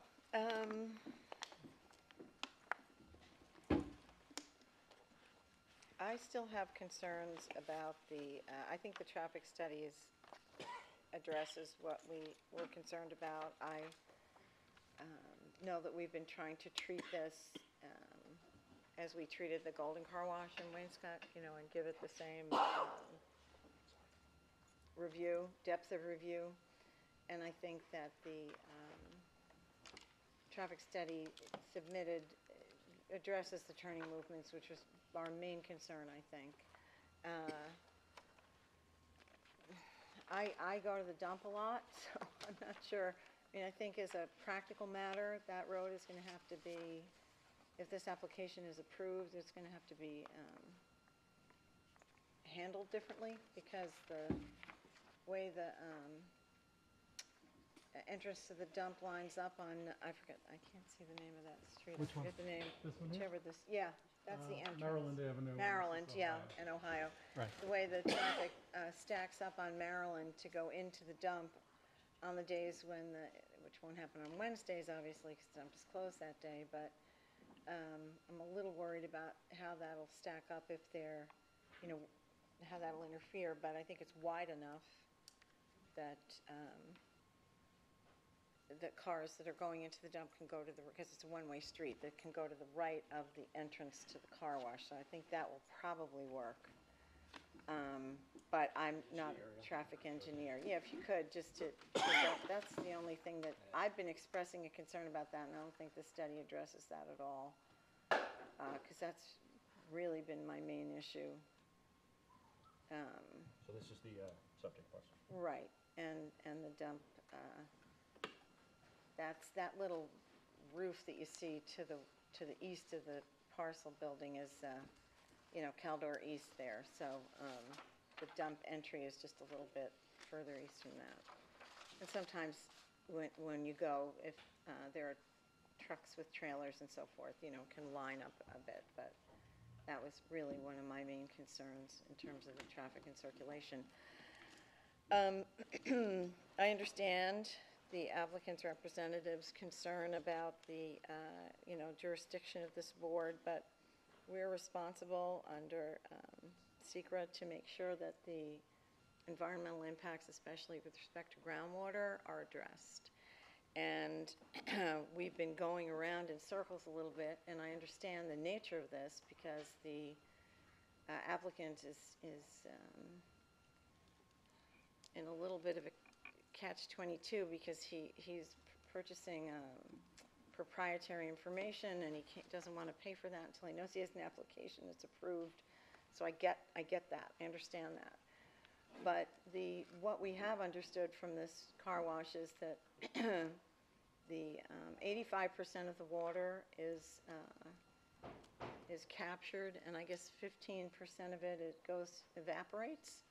And the thing that I'm really concerned about and really need to know before I can sign off on this is what is being used in the cleansing products and the various services that are offered there that might evaporate with the water and then condensate and land on the ground. And I just need to know what that is. It may be perfectly harmless, but I cannot, in good faith, go ahead unless I know what that is. So I think in terms of the questions, I think the traffic study is acceptable. I really don't want to make a positive declaration on this. I don't think that that's a useful endeavor here. I think this is it's a commercial piece of property. The property owner has rights. The car wash is an accepted use. I get it. But in terms of my due diligence, I'm worried about the water issue. So I feel if you can get back to us with that information, then I would be willing to, once we have that, be willing to schedule it for public hearing. The only other question I had, and Eric, maybe you can answer this, is when the parking lot was conceived with vis-a-vis the easement, wasn't there supposed to be a 10-foot setback from the property line, easement line for that parking area? Where did we end up on that? I think Did that get resolved? I think the discussion was that under the town code, you're required to have a 10-foot setback from any easement. Obviously, the parking here is right up against the easement. Right. I think it was argued, and I'm not sure if it was verified by our council, but I know it was by theirs, that since that's not an existing easement, you don't need to have the 10-foot setback. Once the easement is added to the property, you need to have the 10-foot setback. I'm speaking for their argument, I believe, but I think that that's what was discussed. So you're telling me this is not an existing easement? Correct. No, that easement is not of record yet. That's only required to be submitted part of as the- a building permits Right, issue. okay. So So, it doesn't exist at the present time. and I know that I understand the applicant's perspective on this, but why aren't we requiring the 10 feet? You could. I think, Repeat your question, Ken?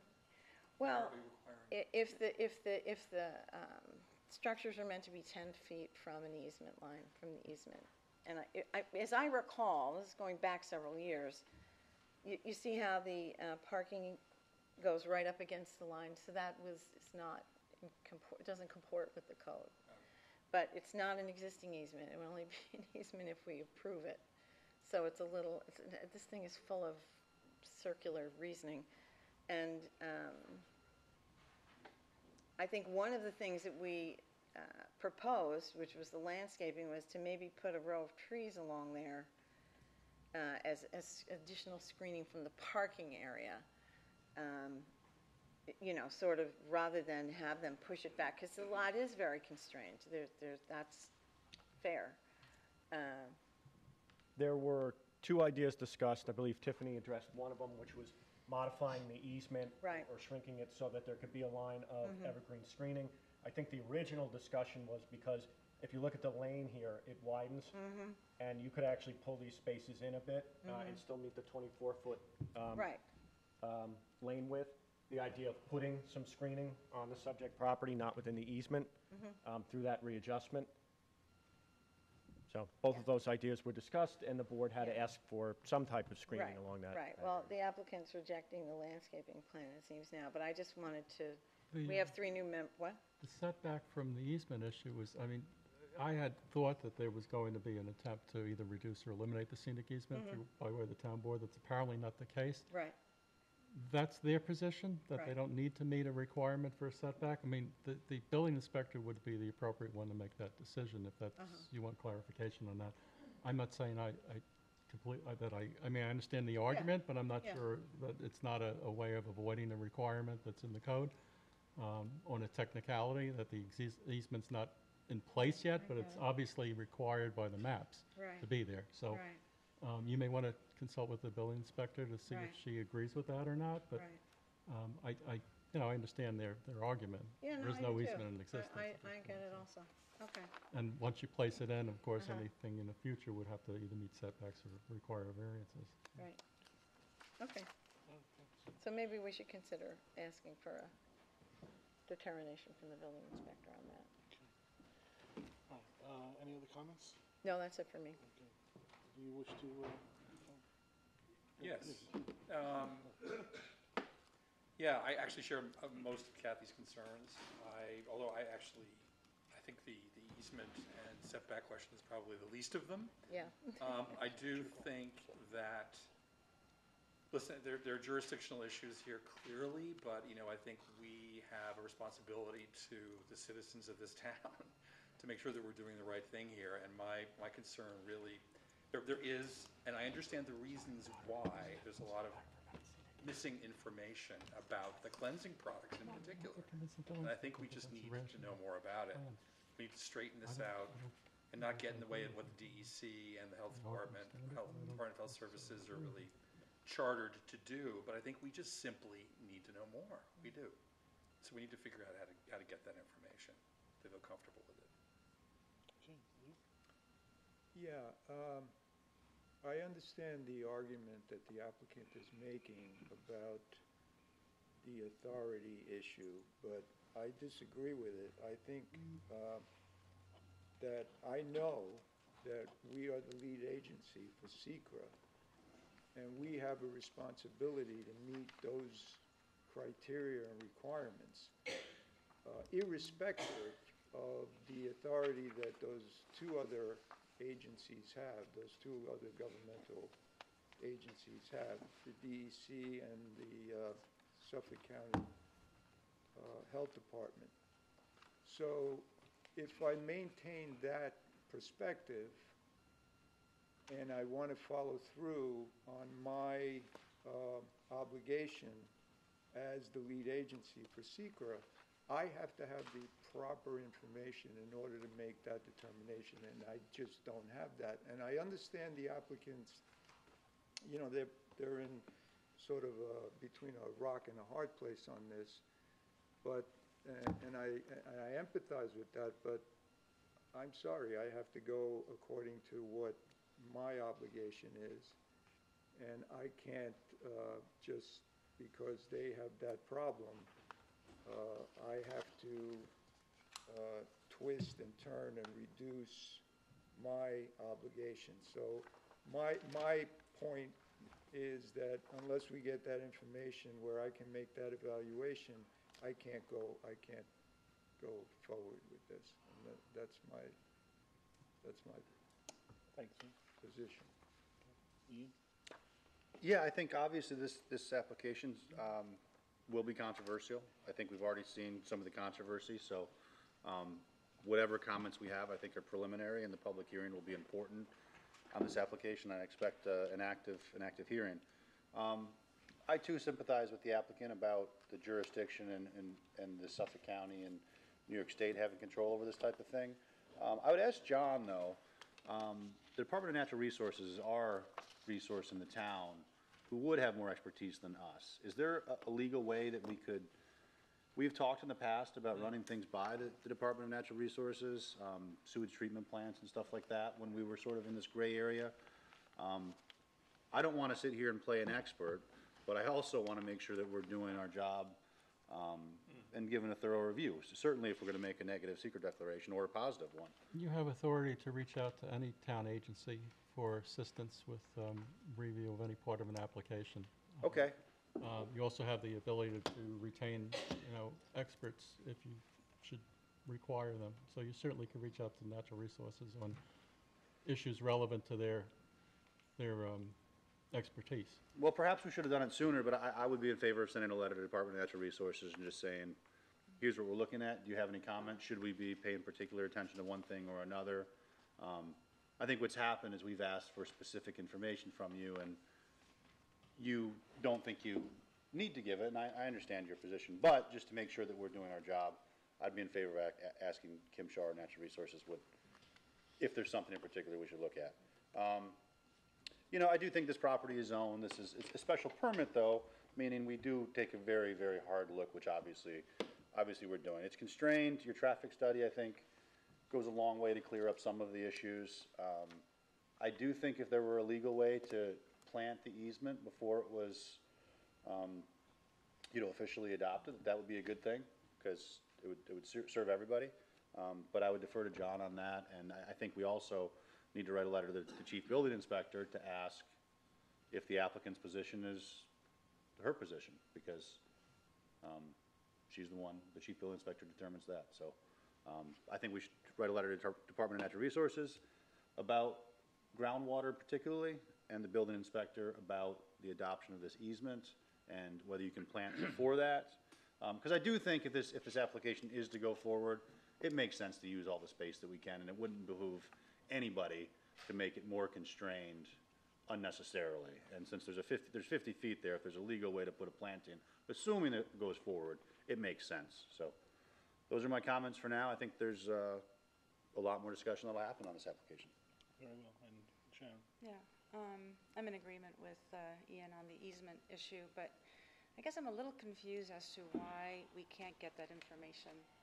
If it's going to the health department and you have to get that application through the health department, why can't we get that information so that we can protect the groundwater? I don't understand the secrecy of that, I guess. So I think I'm in agreement with the rest of the board that it's upon us to make sure that that's done correctly. I think the argument is that our approval, should it happen, would be contingent on health department approval. I understand, but I just... It's going to come out anyways. I think that's your idea, Sharon, right? It's going to be made public anyway. Yeah, that's why I'm a little confused as to this pushback here. But is our approval only contingent on the health department? Well, not only, but I think the argument is they're not going to pay the company to go into contract on something that will never happen for whatever reason. That part I understand. Well, is it possible for them to get approval from the health department, and assuming that we were to get that information and we deemed it to be environmentally damaging, could we take a different position than the Suffolk County Health Department? I don't know, it's a matter of taking a different position. It's a matter of I think we'd probably have to look at the manner in which whatever compound we're talking about is on the property and used. Is it just something that's covered in the speedies permit?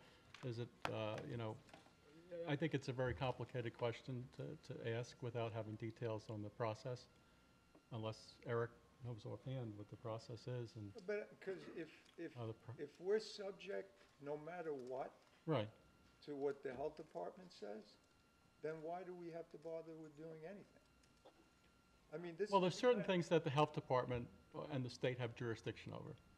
I mean, and you can't substitute yourselves for the state or the health department. They've got jurisdiction over certain aspects, sanitary systems, and speedies permits. These are things that they make they review and they approve. Now, if you can show that there's some impact, maybe in the way the system's designed and the way the storage of whatever wastewater, I'm not really familiar with the system, impacts the environment outside of the scope of their speedies permit, then certainly you would have, jurisdiction over that. But I'm not familiar enough with the We can't make the that. process that's They may- being used they to may- make that kind of a call, and I don't think that kind of information is in the town's possession. But you'd have to ask the planner. I'm not really sure.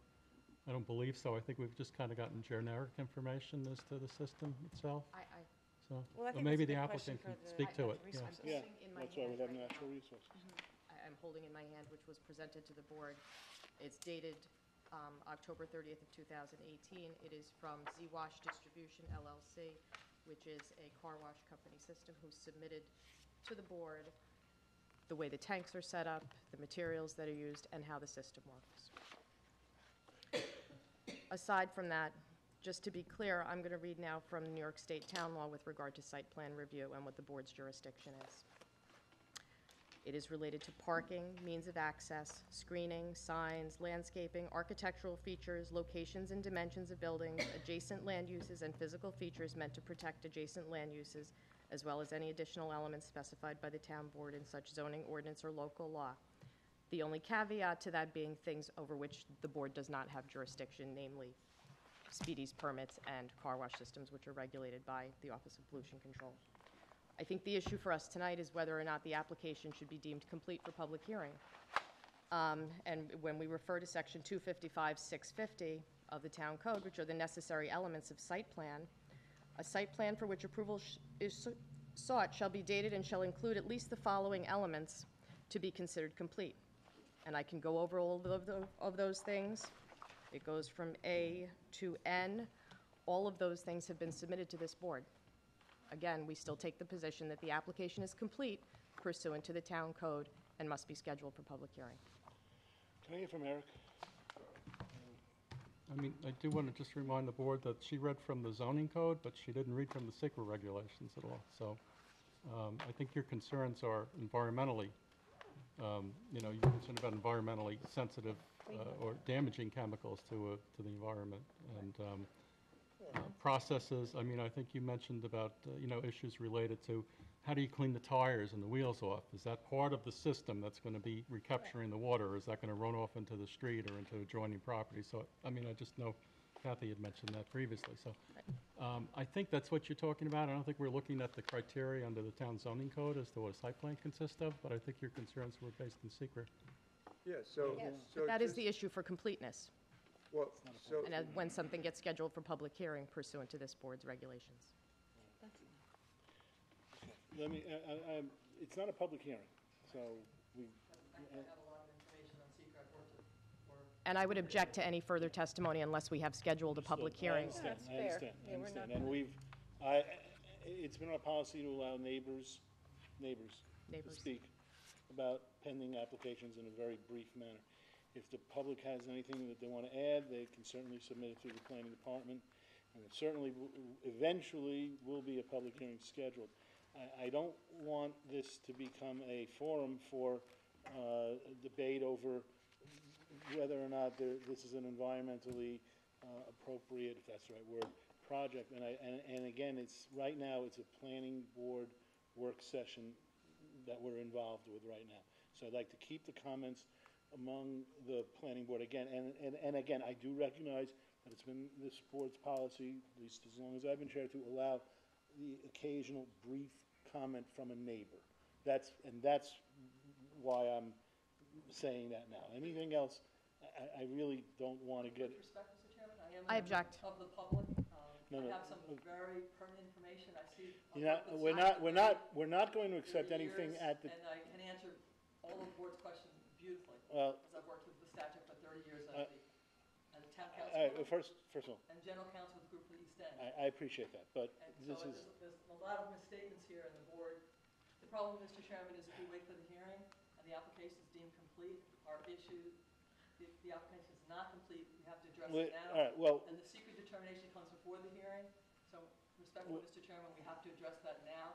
All right. It will be too late later, and I observe under the Constitution, sir, we're supposed to be given equal protection of the laws, due process, and I know that the applicant has spoken hours and hours, and certainly we haven't even got 3 minutes here tonight to shut us down suddenly is a violation of constitutional rights. I don't think that this is an issue of constitutional rights. It isn't. It's a work session for the planning board to review the application. We hear from the planning department. We hear from the applicant, and if there are documents that you want us to consider, they can certainly be submitted to the planning department and vetted by the planning department in their memos which come to us. And it's not an issue of due process. Time me for 3 minutes, like any other Again, public, I believe it would be very helpful to you, very helpful. I appreciate that. Let me, And I consider it in writing as well, sir. well, that's what that would be the way to do it. I'm not getting into a cross conversation about it. I want to hear from Eric or Joanne. Eric? Sure. I want to know why this is not a completed application. Well, Tiffany seems to think that it's complete only under the site plan requirements chapter of the code. I don't think that we've ever viewed it that way. I think that we've said that any information necessary for the board to make a determination, that's a broad stroke, those standards. The board can require reasonable information to make a determination that, they have all the, the other alternative that could be had is to say, okay, this is complete, put it to a hearing, and you can then say, we don't have the amount of wastewater that's going to be generated. We don't know how it's going to be contained. We don't know whether or not we didn't see a dry well, only for the buildings. Again, what chemicals are going to be used in cleaning the cars, and what's the quantity of water being used? Those are all realistic and reasonable questions for you to make a determination whether or not this is going to have, a negative impact as under SECRA and as a site plan. Additionally, there are special permit standards that you need to review for a major car wash under the code, which talk about wastewater being generated, how it's going to be contained. So I think if you don't have that information, how do you answer the SECRA questions? How do you ensure that it meets the special permit standards? If you want to just force it to a public hearing without answering those questions, then, all right, it's tough to make a decision to say that it meets those standards. What's the impact of a pause deck? I'm sorry? What would be the impact of a pause deck? They would be required to prepare an environmental impact statement, which would address... In terms of answering the questions that you have? Yeah, I mean, they would have to address the information that you requested that was not submitted, which I think as lead agency, it's your right to ask those questions. They're part of the SECRA, EAF Part 2. And I just want to read, one of the special permit standards for a car wash is number 6, water used in the washing process shall be recycled, and the facility shall be designed, located, and operated to protect the groundwater reserve from pollution. And then there's also a general special permit standard that speaks to impacts or protecting the groundwater from pollution also. So there are 2 special permit standards that you're required to make a finding on. So you should be comfortable that you have enough information to do that. Joanne, how do you answer this question that the applicant is saying that it's other authorities, namely the Suffolk County Health Department and DEC, that makes that determination, and that it sort of overrules?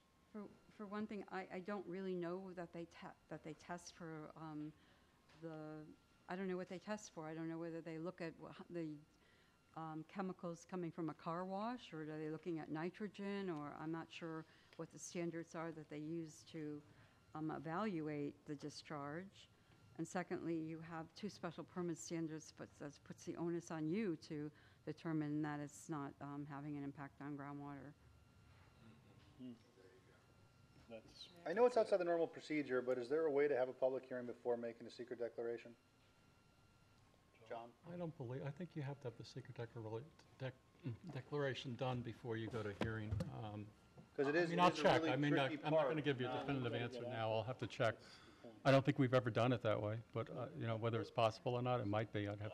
I think in order for the public hearing to be meaningful, we have to know whether or Yeah. not the secret declaration. Well, I think that the public has to comment upon Why would I want certain that? documentation. So if it's not in place, they're at a loss. We're not going to entertain. Carl, I'm sorry. No, Carl, I'm sorry. No. We had other work session topics where we heard from the public. Only Public is from here. Listen, Carl. I represent the neighbors. I've been here on other hearing, other work sessions what do on I- this. do I have to I've get a been here before. Carl. I represent the neighbors. We have concerns. The community has worked up over this, and they want to be heard, and I'm here to be their And the community voice. will have its opportunity to be heard in a public hearing. Now, look, will you Look, I am going to have to, I have permitted in the past neighbors, people who live near a project, to come in and speak for a moment or two and to give us advice, primarily because I think that it's valuable to hear from the neighbors about something in the project's vicinity that we don't necessarily know about. And I've let it happen a couple of times. What you're proposing to do is to come in and advocate for a position that you as an attorney are hired to do. That is, to my mind, distinctly different from what policy I, as the chair, determined to implement. Now, if you want to come in the night of a public hearing, you're certainly welcome to, and you can certainly talk all you like about whatever legal issues you have. But I do not wish to allow this, if you will, informal permission to neighbors to come in occasionally. And I've made it very clear that if we have a room full of neighbors who all want to talk about something, that I'm not going to have that, because it's not going to be that work sessions become public hearings. So no, I'm sorry. Our team has Carl, people. No. I'm one of them. No. I've addressed the No. board on this before. The answer is no. You know, there are things that make Carl, us you incomplete. can talk, but you're not recognized, okay? That's it. Can I have a board vote on that? Does the board vote to hear from the members of the public on this, or are you going to shut the public out? Why are we discriminated against? You're not The chair runs the meeting, not the board, so if the chair has made that determination. There is no, I am not addressing your questions. I've told you what the policy is. The policy is the same policy that it has been since the time that I took over as chair, that I feel that there's some value in occasionally having neighbors who might attend the meeting speak for a moment or two. You're here on behalf of a client. You're here on behalf of a client who has a position that you are advocating. You're not, it is not the intention. And if what you're going to suggest is that you have a right to speak, irrespective of the policy that I have been attempting to implement, then I will simply have to go back to the way that it was previously, where we would have people who come in here, neighbors, who have an issue, who want to let us know that, oh, the traffic goes in the other direction, or, oh, there's an issue with some environmental concern that we may not have known about. I've allowed it a couple of times. I'm not going to create a whole new circumstance to have a de facto public hearing. So that's it. Well, we're not hearing on it. We're offering our feedback. You have my response. That's my response. There will be a public hearing, and you'll be able to speak then. Now, I represent the neighbors. Carl. Do you want 10 of them or one of me? Carl. Well, If we knew this, I would have simply gotten 6 neighbors to read my statement. It wouldn't. Are there any neighbors who would like to read my statement? Anyone want a page? I'm not allowed to talk. It's not, I mean, we could have covered you it call, in a short amount of you time. mind?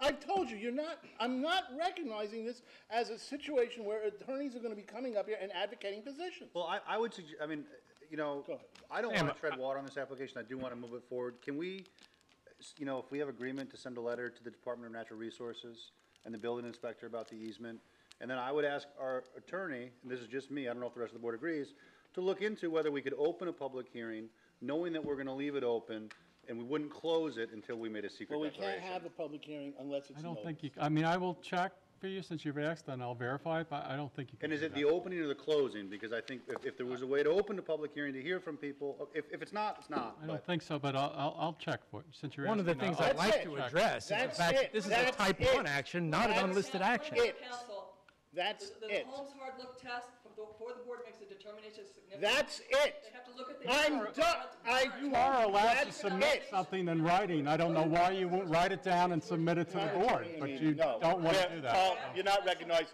Please resume your seat. Thank you. Well, Please, thank you. we look forward to continuing to participate in the review. Yes, of this. at the public We represent hearing. a big group. And if- We're concerned there are things that Yes, we you need to say. represent a group. I understand that. Oh, we're done. We're done. Okay? We're done. Eric, I have questions for you.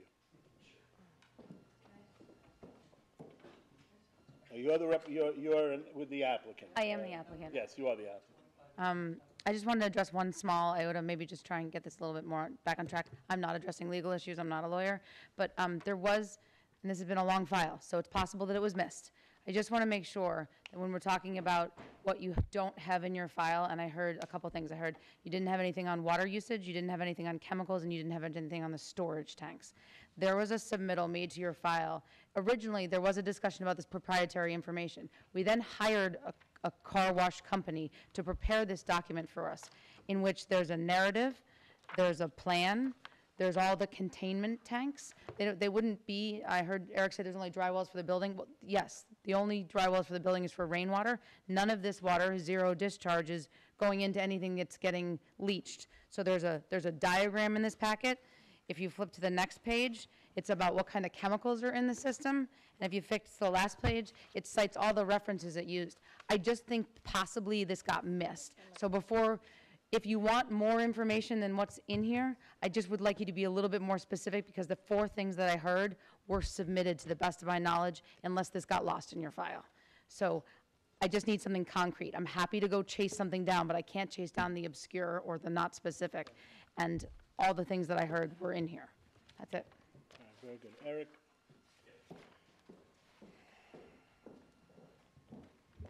In terms of incomplete files, we've heard that from the applicant that they believe the application is complete. Mhm. Is it the planning department's position that the application is not yet complete? Well, given what Britton said, I'll have to go back and look through this exactly. I guess the one thing I didn't see on the plan, based on what she mentioned, was where there would be a dry well. I know that the system has a tank that contains 85% of the water and refilters it, but where there would be a dry well that would contain that other, 15, 16% that evaporates and condenses and would run out of the car wash. Obviously, when a car comes out of the car wash, it's wet, water accumulates on the ground. I didn't see a dry well that addressed that issue. And then additionally, although the document she speaks of does talk about, anaerobic aeration and use of microbes to reduce chemicals during the filtration part, I think what we were really asking for was, what's going to be in the soaps that are used, what's going to be in any detailing, materials that might be used on site.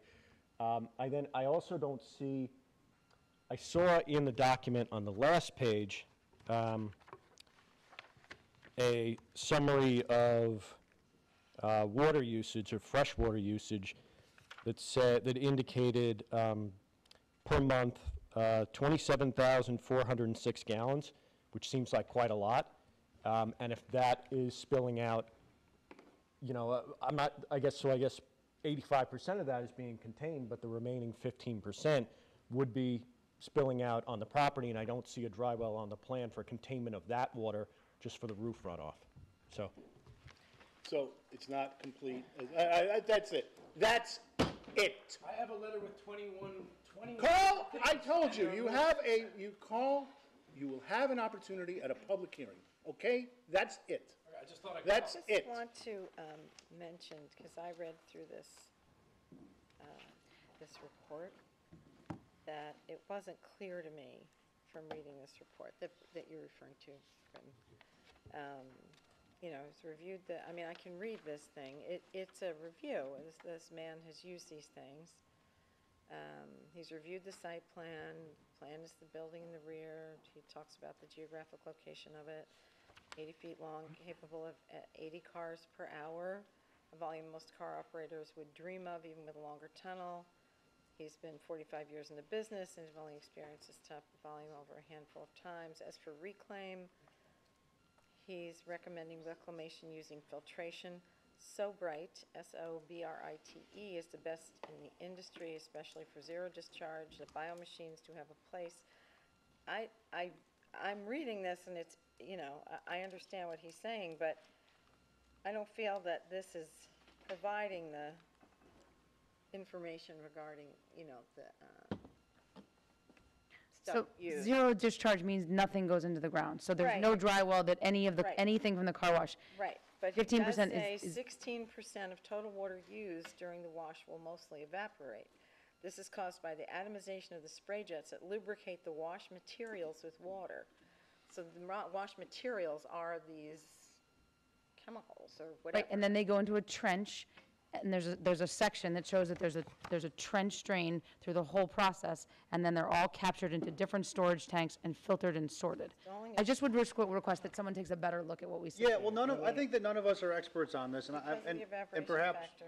we're late in this, but can we just ask our town resource? I mean, are you opposed to that? Absolutely not. Just so we I'm not can opposed to review- giving you because I whatever do- it is you need, as long as it's not I obscure. want to move it along, and if we ask our expert that we have at our, disposal, what we should be asking you, then we can do it. I don't want to just tread water. I think we should. I think asking Ann for her determination, NRD for their determination, and whomever else you want to have look at this, I don't know, is that town, Well, how much? I would propose we send a letter to the Department of Natural Resources Yeah, with what they've think- submitted, and she can point out what's lacking I or not. think there's a lot of, Some comments from Randy, but I don't think. the applicant, I think there's tremendous murkiness, if you will, in this. And that we will benefit from the natural We may resources just be out of our depth here, but, department. See, in the health department, We are can- involved agencies, as lead agencies, Listen, you're allowed oh, to we're- involve them in their expertise. Council will know this, Let's involved just agencies have move on. jurisdiction, they are allowed in the secret process to give you their expertise. That's what it's about. So you don't have multiple reviews, you have one review with the lead agency being the umbrella. So you can get all the help you want from the DEC and the health department to help make your secret determination. In It's your fact, show, really. if you make it, if All you right, make all right, you know what? I know, but answer the question. sir. Let's, I'm trying to be please, helpful. I please, feel please. that. No, but what you're doing is disruptive, okay? Look, People are let, confused. please, please, Not that hard. please, Statute back and forth. please. Look, I appreciate this. I sincerely am. I appreciate this. And I appreciate the emotions are very strong on this, okay? Now, if you want to speak, I really don't, I do not want this to become a forum for public speeches. If you want to give 2 minutes, one or the other of you, you're both together, right? You're both in the same office? Or? We have different, Well, you see that, okay, well, so right there, you see, that's, give us one. hold it. I object to that. After the policy that the board has articulated, council seems to want to just completely disregard the board and its instruction and just keep talking. She still keeps talking at this point, and I would just ask the board to maintain its policy and not allow it to happen. May I make a suggestion? Yeah, hold it, please, please. You know what, I'm We're losing control. I'm backing track, no, you know what? I thought that you two were together, and the answer is no. The answer is no. Is there, no, that's it, we're done. Is there any further, I'm gonna go on to the questions. Is the traffic study with the submitted addendum acceptable? Yes. Yes. Okay. Is the application incomplete pending wastewater calculations and a plan depicting additional screening? Yes. Incomplete. We all agree on that, Sharon? Well, I'm not sure if it's Well, I think incomplete, or we have basically- to ask we're going to send the letter to Yeah, Natural okay, Resources. that's the way it is. It's We need to be more incomplete specific until we about, get a- these I may guess, not be the reasons read. exactly why I it's think incomplete. Yeah, I that's think the that's, point. yeah, you're right, It's I incomplete, think but you're But right. we are those going to reasons. pursue not this with natural resources to Right. determine, Right. to answer that question more fully. Right. All right, so then it's incomplete, not pending wastewater calculations, but Right. pending report from Natural natural resources with resources. Exactly. respect Okay, that's to- how we'll deal with it. Right. All right, and then, do we Groundwater wish to, impacts. and groundwater impacts. Yeah, Eric, you need anything else for us on what we need from, We'll see what natural resources. from Ms. Shaw? Okay. Finally, does the board wish to make a positive declaration pursuant to secret? Go around the table. No. Well, let me Well, that's my. I think we wait for natural resources. wait for natural resources? That's my opinion. Wait for natural resources? Wait for natural resources, and also any other submittals from the public to the file that we can all review. That's right. Yeah, true. Thank you. That's precisely the point. Okay, Agree. very well. And then I believe also you wanted to send a letter to the building inspector. Yes, thank you for reminding us. Yes, 2 letters. Because I do think in terms of completeness, it is important that we understand what's going to happen with the easement, how the parking lines up, if there's any screening, so. And you can submit Before we any, notice something, the public has to know what it's going to look like. you can submit anything you want into the record, and the planning department will vet it and then And we'll we'll have read it, it. and we will read it. Okay? Good. On to the next thing. Round Swamp Farm. Round Swamp Farm Extension. Ooh, boy, not bad. This is what we're gonna have. I'm alive. Shouldn't have backed off there for a second. No, you were right from the beginning, you know, because if this is really,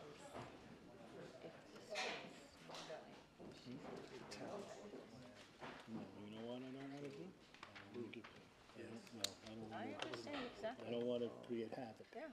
That's what I don't want. I don't want hassle. We had, What? we had some hecklers. Not the first time we've been heckled. Okay, ready? Please. This one should be a little easier. You asked Oh, we've for... seen it before. Yeah, you asked for a revision to the parking calculations to identify building number 3 as a major recreational facility. They've submitted that. Still talking. In conclusion, the application is otherwise complete and appears to be ready to be scheduled for a public hearing. Thank you very much. Is the applicant here? There's the applicant. Hi, Drew. Oh, We're so glad to welcome. see you. Drew Bennett, consulting engineer here on behalf of the applicant, and yes, there are other matters on the agenda. And we'll get right to Thank you them.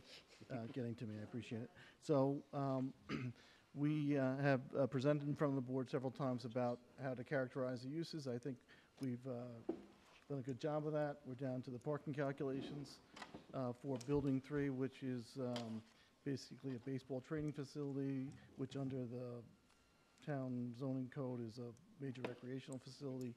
We've applied best or closest available parking calculation to figure out that we need 13 spaces for the baseball facility. The other 2 food preparation facilities each have 10 spaces. I'll point out that that's probably more than they need for those 2 particular buildings. They forecast at total build-out that they'll have 10 employees in the food service or food prep business. So we are confident that we have more than enough parking and that we've applied the parking calculations correctly. And lastly, I'll point out that Lot 3 of this is 430-some feet from Tanbark Trail, which is the public road. So this is a public, a private road, so to speak. And if, heaven forbid, there were any overflow parking, it would be on the side of their own private road, their own subdivision. We don't anticipate that. We have good circulation. We're connected to the other neighboring lot, so we think we've done good planning for this particular application. So if you have any questions, we'll be happy to entertain them. This is me again, yeah. Well, I think it's ready to go. I think that the applicants have given us what we wanted to know, responded to our concerns, and I think it's ready to go to public hearing. Any other comments? Ready. Ready? Ready. Ready? Ready. I agree. There you go. See how quickly we can go. See how it can work? Well, no, that's because the applicant has been coming Cooperative. forth with good Collaborative. suggestions. Collaborative. All right. Gang C existing decking and hot tub. Our new director of planning. Welcome. Dun-dun-dun-dun. Congratulations. We haven't officially stated that on the record. This is a short and sweet one. We had a public hearing on July 24th. No members of the public addressed the board, and no letters have been submitted to the file, so the project is ready for approval based on the plans listed, and the only condition of approval would be approval from the Architectural Review Board. Okay. And is the applicant here? No, thank you. It's appreciated. Okay. Lou, it's yours? Yeah, I think it's ready to go. In approval and move it forward. Very good. Anybody have anything else they want to add on that? Nope. Okay, on to the next one. Randy would. I agree. Yes, but Randy is miles away. You want to stand in? Take over, yeah, really, he will. Randy has He wants a new abandoned his right to come. No, he's not gonna. 415 duplex, Eric, it's yours. Okay. This is a wrap-up memo. Public hearing was held on July 24th, and you received no public comments. I will skip the paragraph about the town engineer, because he has, since the time of my memo, written his own. The fire marshal has signed off on this. They submitted an archaeological report, which performed a Stage 1A and 1B, and no further work is recommended. So therefore, in conclusion, the application would appear ready for approval. However, Tom Talmadge's memo says he reviewed the drainage calculations and finds them satisfactory.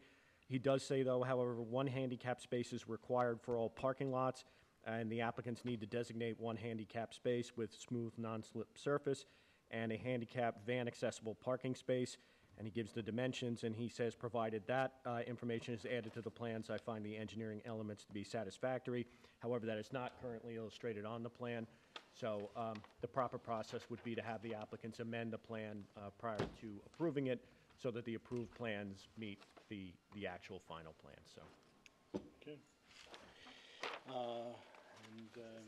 We don't have an applicant on this one? Do we?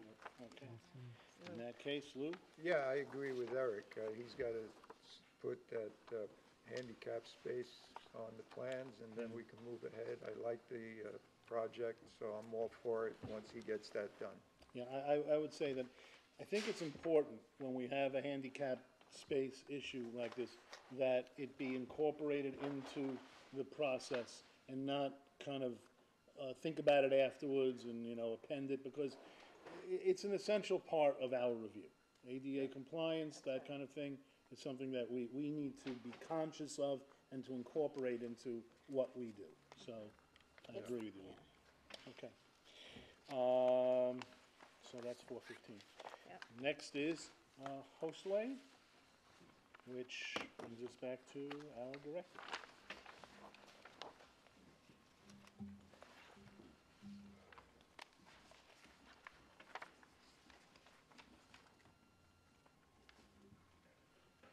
This site consists of 2 parcels on Montauk Highway, with a westerly parcel improved with a pre-existing motel formerly called the Dutch Motel.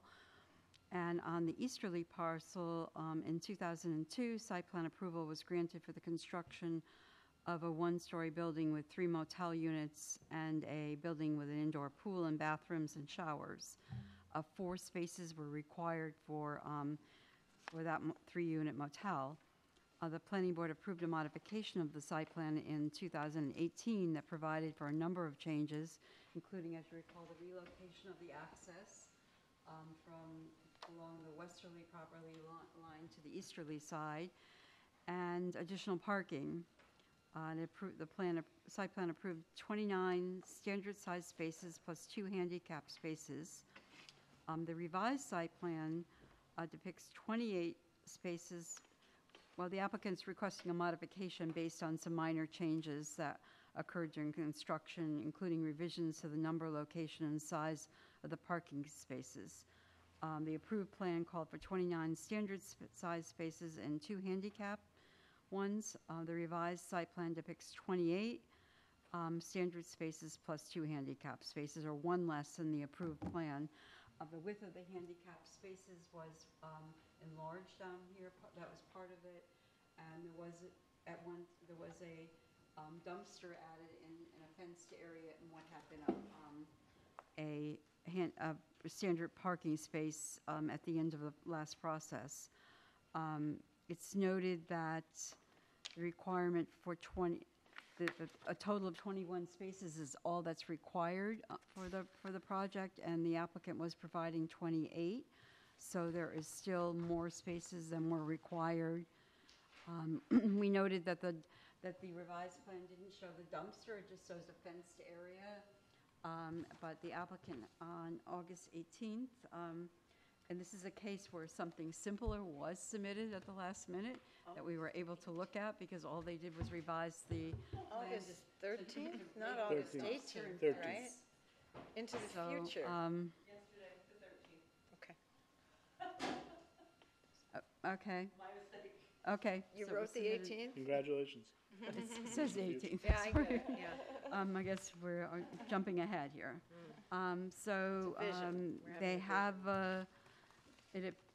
we find that the changes are minor and that don't have any issues with them. So if you're all right with that, comfortable with that, we can prepare a resolution modifying the approval, and the applicant can obtain their certificate of occupancy. Thanks very much. Mr. Chairman? No. If there's not going to be a public hearing, I'd like to make a comment.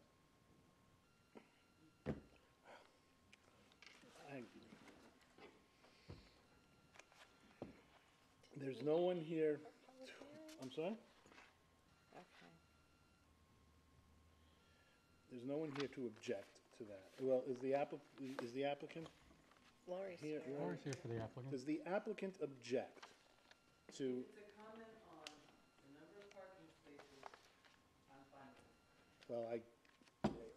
well, How could we know? look, the last time we had this issue come up, about half an hour ago, we had an objection.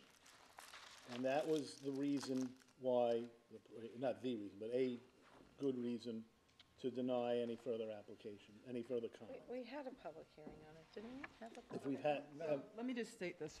This is an original approval in 2002. We had a new approval last year. We had a modification last year, and this is actually a modification to the modification because they put the dumpster in the wrong place, so the dumpster and the fence usurped a parking space. We lost a parking space. We can't fit it anymore.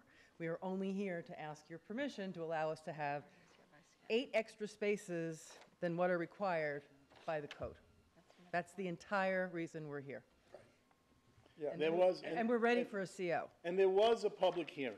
That's Yes. On this particular item. There Yes. was a public hearing. So I don't There was think, no reason for comment. so I don't think that it We would be generally appropriate don't hold a public to hearing have, for a minor modification like this. Yeah. We held a public hearing for this application on June 27th. So I'm going to live with that. We've heard from the public I mean, already if there's on something this. you want us to think about, just submit it in writing. But, I think at this point, the horse has left the barn on this. They've got the approval. This is just a minor modification to something that's already been approved. I have a comment to make on this application. Well, we haven't gone around yet, Oh, so, yeah, and it's so yours, too. It is yours, so you're Yeah. the one who'll be commenting. Think of another one. You're welcome to comment all you like. It's got your name right here. I was surprised it was yours. That's what I was Okay. wondering. Yeah, right. I was So- surprised to see that, too. 'Cause I thought- All right, so, I don't think it is. well, Consider you dodged the bullet. I have no problem with what they're asking for, so I'm in agreement. I have no, my comment had to do with their original application was for the accessory use, and I have a question about that and a comment. Okay, so I will speak to that. Okay. We were the applicants in 2002. The original application was, this is pre-existing, the big motel building. Right. The 2002 approval was for the development of this lot here. Right. It included 3 motel units. Right. And an enclosed pool. Right. We came in to modify it to get rid of the enclosure for the pool. Yep. And to reconfigure the parking to have a lot more parking spaces. Okay. That was but- the purpose of the modification. Right, but the last time you came in front of the board, I had a question about that original building, the big building. Yeah. Right. And I said that I suspected that that building had a cesspool and not a septic tank. Oh, yeah. Okay, we went through this too. No, wait, let Sorry. me finish. Sorry. So, and you said at that meeting that if I were to look at the file, I would find the approved plans for a septic system. I went through the files, I didn't find anything. I asked the building inspector if he had it in his file, couldn't find anything. I did an in-depth search, there was nothing in the file that showed that there was a septic system for that big building. There was one for the smaller building. Okay, But so. there was nothing that was approved for the big building. So if you can pull that out for me, I would don't like- have it with me tonight. No. I will get it to your file tomorrow. Okay. It does have a septic tank and multiple cesspools. So you have a stamped Suffolk County Health Department I don't know that it's plan. stamped, but I have one that shows the septic system as per the surveyor. All right. I'm not sure that they're, Well, I'll I look, mean, if- I'll if- look. if- This is because developed a if you have long time septic ago. system, it's got to be approved by the Suffolk County Health Department, so, Right. okay. I can get you that survey tomorrow. Okay. all right. Anybody else on this? Okay. So the requested revisions to the parking, which I guess is a separate issue, acceptable? Yes. All right, Although just to make sure. I want to second Lou's inquiry about that, would be, because Right. the septic on this has always bothered me, not that we can Right, but it's- proactively fix it, but we should, the file should at Get least some be complete. clarification. The file should be complete. And is the plan, should the plan be revised to designate the dumpster location and the height and type of fencing around it? I think it was done. Yeah. It was done. Very well. Okay, and now on to the hospital.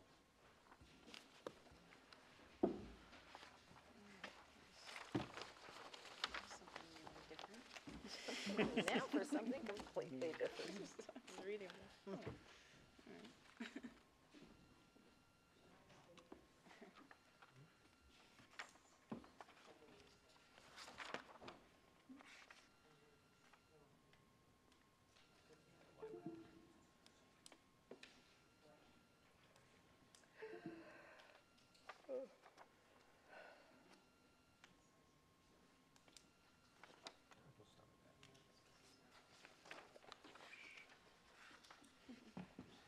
I think we might all need to go on to the hospital tonight, after tonight. And Okay, so the town board recently discussed rezoning the ball fields back here, 400 Panago Place, from PC Parks and Conservation to either A residence or CI Commercial Industrial. And the town board has requested your comments. So it has previously been discussed that the board looked at 110 Stephen Hand's Path, which is next to the CDCH building, and then this facility. That was in 2016. There were reports prepared by Southampton Hospital as well as by the planning department. The board, the planning department, and Southampton Hospital basically agreed that that this would be the most appropriate location for a new freestanding emergency room facility. It was definitely agreed by the board that the existing infrastructure to handle medical emergencies is currently inadequate. So that the idea here is to facilitate the construction over on this property. So the board has tentatively considered leasing the property to Southampton Hospital for that purpose.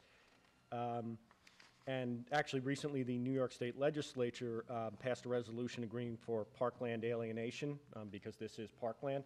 The idea would be, there's an agreement that Southampton Hospital would pay for the relocation of the baseball fields lost to a new location, possibly that CDCH property. So, Good trade. yeah, so to give you a background here, it's tough to see, but this is actually the original zoning map from 1957. The subject property in this surrounding area were actually all zoned CI. So that was 1957. That existed until the subdivision was actually created, created the lot next door, 300 Panago Place, 200 Panago Place, which is the East Hampton Healthcare Center, and the subject parcel, which is a 4.5 acre parcel. And as part of, there was litigation involved with this subdivision, and as part of it, these two properties remain zoned CI, but this one was zoned A residence. That changed in 2005 with the comprehensive plan, which, I should say, in 1986, I believe. I do have it in my notes here. 97, the baseball fields were constructed. So then when the 2005 comp plan came along, because it was a park, it was recommended to be rezoned to Parks and Conservation. Do you have the specific language about that, Eric, by chance? I'm only asking. From the comp plan? Yeah. For most of the specific rezonings, there is like a bullet point, a number that says, rezone the property along, Stephen Hand's Path, da-da-da-da-da. This one doesn't have a specific one. I looked, I couldn't find it. If it's there, I missed it. But I did look for that because I wanted to see the specific reasoning, but it seems pretty obvious that there was a park there, let's zone it parks. So basically, I guess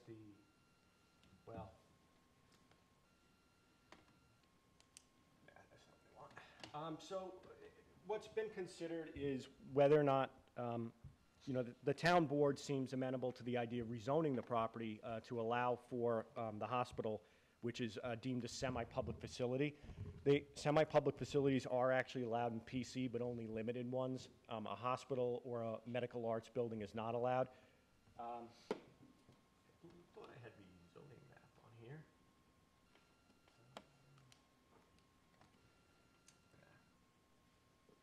Just trying to, I can get it on the aerial, but just trying to pull up the zoning map for you.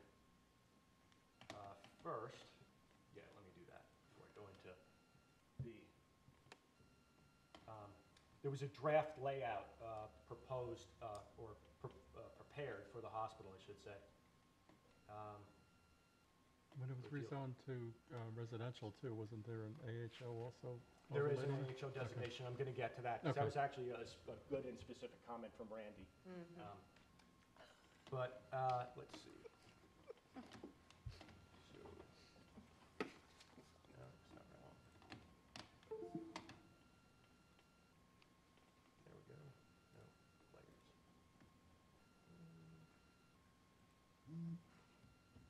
Layers zoning, that should do it.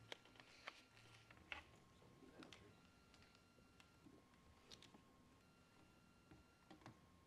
Okay, so in the front here, where Goldberg's and some other businesses are, is zoned NB. The East Hampton Healthcare Center, this is current zoning.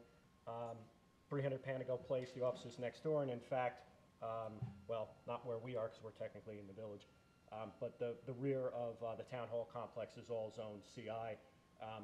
The Water Authority Tower and the subject parcel are currently zoned PC.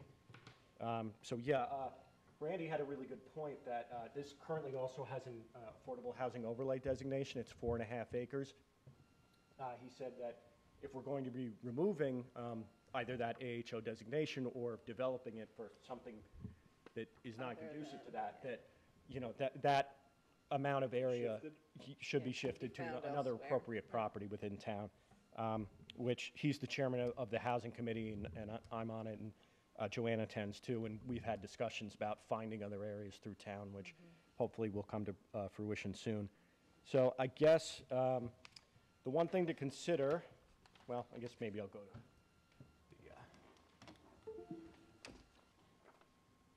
so this was a report prepared for Southampton Hospital, and not to make you dizzy here, but I'm going to forward to. So at this location, this was sort of a concept sketch of what they could do. They did a couple of different layouts, which I'll show you.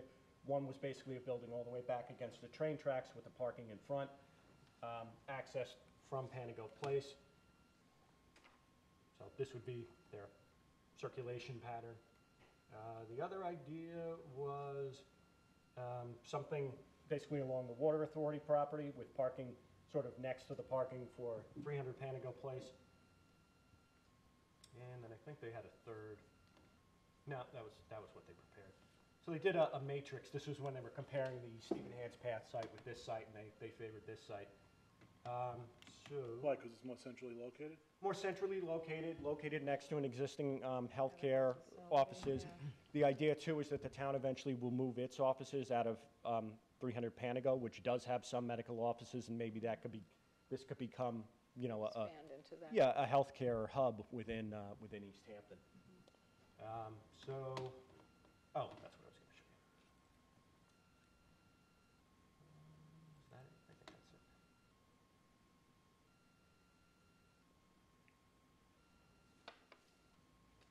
There we go.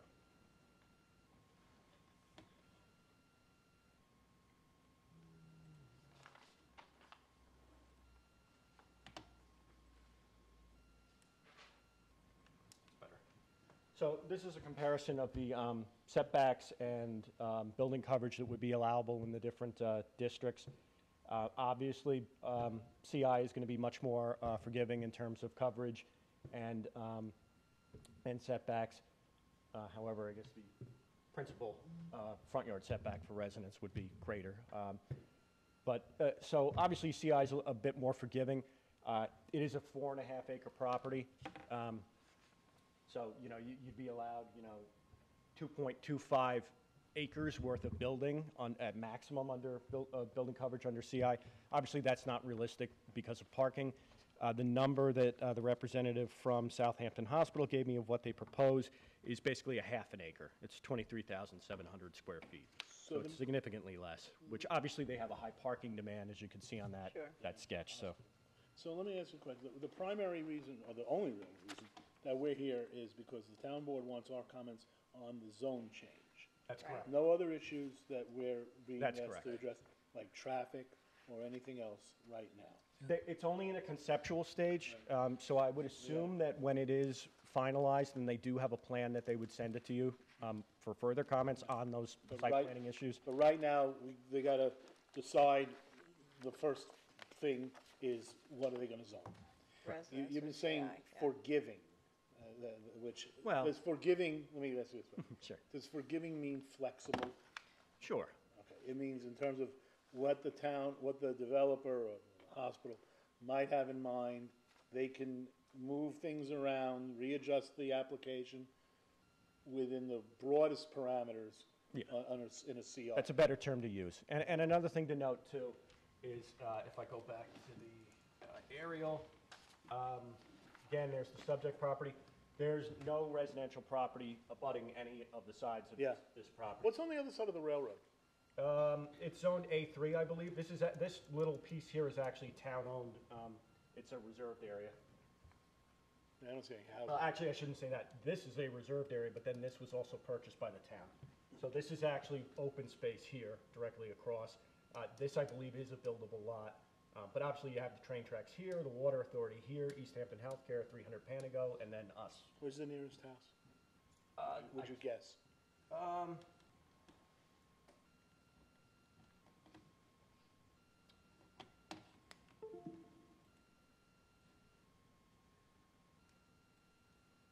Okay, on the other side of the tracks, beyond the reserve area. handy measurement tool here, but. You don't need to give me exact feet. Yeah. I just want to get a sense of. Other side of the tracks, probably about 300 feet, 350 feet across that reserved area. And across the rail. Across the Our tracks. comments are not binding, right? They don't carry any It's weight here advisory. except for informing the decision by the, yeah. Well, I should hope that they'll consider them. Yeah. But, I mean, it's not like you can say, no, town board, you can't do this. They're just asking for your comment. Yeah, they want our And, comments. and only on the very limited issue of, Yeah, on this at one, this yeah. stage of the game. Because, as we go down, as the project proceeds, I would expect that there'll be, as Eric indicated, opportunities for us to comment. Because in my view, without getting ahead of it, I think this is maybe the most important thing that this town can do, is have a hospital, is have something that prevents people from, or precludes people from having to go all the way to Southampton on a Saturday afternoon when Route 27 is But dead that's shut. that's already been decided. Yeah, no. The question tonight is whether whether to rezone it residential. Yeah, no. But what I'm saying is, Paving the way for it. this is, before you can pave the way, you gotta, Right. decide what color the canvas is gonna be. But So- Eric, when you were in front of the town board, wasn't there a dispute among the town board members with regard to whether One- it should be commercial or residential? Well, yeah, because what I I don't think included in it's my. appropriate to ask Eric to comment on the town board's. Well, I can sort of answer that without speaking for the town board. Yeah, What that's I what I'm included, concerned about. what I included in my report was, I could see reverting back to the previous zoning designation, which was A residence, or going back to the one before that, which is CI. Obviously, going back to A residence is just, it was zoned PC because you put ball fields on it. Now you're taking the ball fields off, maybe you go back to the previous one.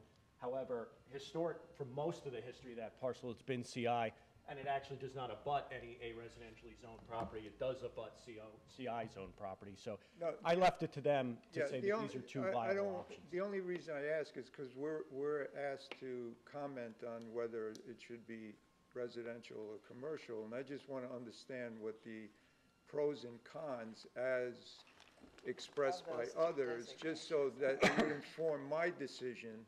If there's something that I should know about whether it's better that it should be residential than commercial, I would like to know that, that's all. Well, You want to put your summary sheet back? it's mainly I think it's mainly the setbacks are more generous on On commercial. on CI. except for the front yard setback, which I think for residential is like 70 feet or something, which is more.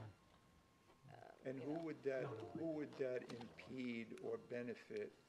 Well, it just means I that mean, it the would developer benefit can. The developer, I know that. Correct, they can But develop what more about of the the lot. surrounding properties? Would residential be more forgiving for the surrounding property? Would the people who own the surrounding properties be better off if it was residential? Again, It's all unclear. of the I think that all the surrounding properties are already CI. commercial, all industrially CI. zoned. Right. And the history of this lot is that it was CI for many years, then it was changed to residence. Yeah. And then it was, because they put ball fields on it, they changed it to Parks and Conservation. There was never So a it's had a residence. right, I it was understand. residentially Right. zoned. So it's I just get all that. It's been everything. Right. So I don't know that it makes that much difference, So it frankly. doesn't make, in your opinion, it doesn't make. In my any- opinion, no, I think Sam asked the pertinent question, you know, what's the nearest residence? Yeah. You know, if it's, because if this, to my mind, if they're building a medical facility on this, and that's the reason we're changing the zoning. We're not just changing the zoning for no reason. We're changing the zoning specifically to accommodate this medical facility. And it's abutting another medical facility with the hope that the planning department offices will eventually vacate 300 Panago Road, and it'll just become, as Eric was saying, a medical compound there. I think it makes sense to go with the CI Yeah. designation. No, I You know, agree yeah. with you. I tend to, that was my. Why did you put that? Just wanna make sure you're But not Word missing doc something. up I didn't again. want to know if I was missing anything. Why Yeah. would there be any argument to have it zone residential? I think it has to do with the setbacks. Maybe Yeah, I enlarge think it that has a to do with smidge. Right, smaller but who does project. that benefit? I And mean, also if the size of the building. Well, Well, so it it- depends on how much, you know, some people want more or less coverage. You know, I mean, you can say there are environmental impacts to a larger building. You know, if the coverage in CI is more generous than the coverage in residential, which it generally is, then you're gonna have more environmental impacts from that. You're gonna have more stormwater runoff. You know, you're gonna have a building on more of the lot and pavement on more of the lot than you would if it was a residence. But, I mean, the scenarios of how that would develop, especially for a 5-acre lot, you can put a pretty big house on a 5-acre lot. So I don't know, I don't know that it's just a coin toss really in terms of what you're expecting.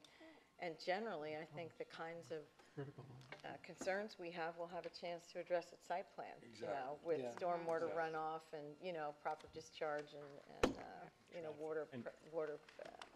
Point of purity interest, I and mean, if it was zoned a residence, based on their rough proposal, they would need variances, or they couldn't fit it, because they're only allowed 8% and 30%.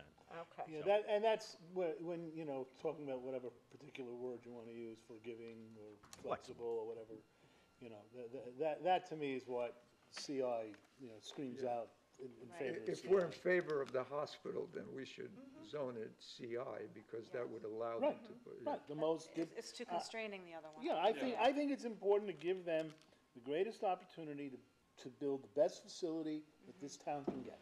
And if we can take away a step of having to get a variance or whatever they might have to do, sure, absolutely.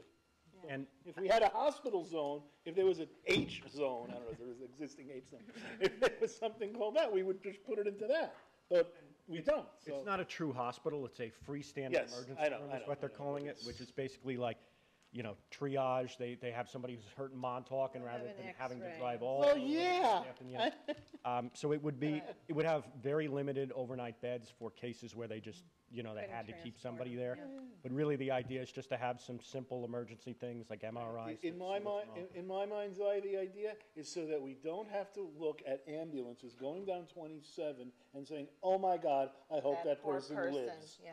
That's I why think, we. Lou, if this was for like a rubber band factory, you know, we would have a different sense of it. You know, we'd say. Town needs a rubber band Hey, factory. A5, no question. You know, That was me but, banging yeah. By the way, So we're all feeling there's no downside to CI, right? I don't Well, see we're it. good. Not for this. I don't And see I it think- And it's all surrounded. I'm sorry, Sharon, did you want No, to? I don't see it either, the downside to CI. Ian? Well, I think the question is whether we should rezone it at all, and I don't feel comfortable giving strong comments, to be honest with you. We would never look at a rezoning and say, oh, well, it used to be this. The whole point of the comp plan and the changes are that there's specific reasons for them. I'm not opposed to a hospital, but I also don't think we have enough information. There's gotta be a public hearing about this. Would have traffic concerns. I really think the town board has evaluated this, and I want them to make their decision.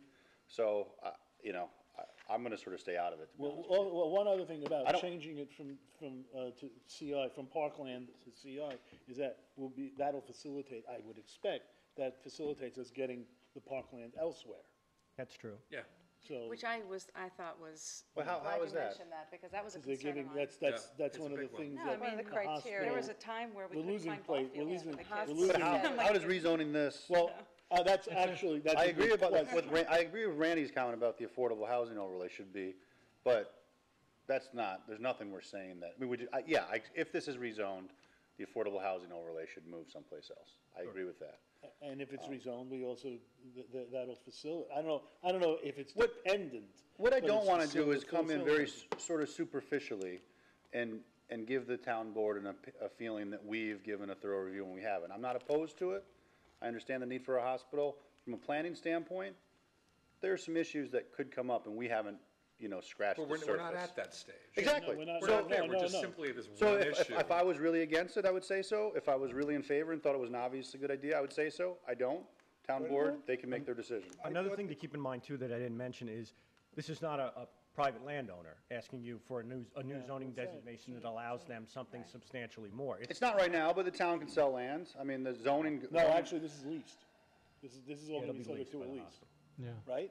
That's the No, plan. what I'm he's saying saying is, in when we theory. zone land, it doesn't matter who owns it. It's in perpetuity. Town sells land. Town buys land. I mean, they can, right? So you should town consider can zone what's land. an appropriate zoning district if and when that hospital ever goes away. Is that I agree, that- appropriate stuff for that's- residential, or is that more of a, commercial type of a use Yeah. that should Yeah. be there? That a factor you should think about, that was too. my sense, is that if the hospital is, for some reason doesn't succeed or is underfunded or whatever, what becomes of that land? It doesn't seem to me like it would be a place where a residence would be built, totally because not. it's right in the middle of 100% commercial industrial, No. there's so much other CI usage there. That, I didn't get to say that, but that was my sense, no, it's okay. No, no, I don't- Blaming you. don't wanna I'm just saying we preclude you didn't from get to saying. that point, we're discussing, just to say to Ian, that was, in terms of the planning notion, what are we looking at? Because my sense is, I don't like to see parks and conservation land eliminated, ever, because that's a really precious commodity. But if contingent on the deal is Southampton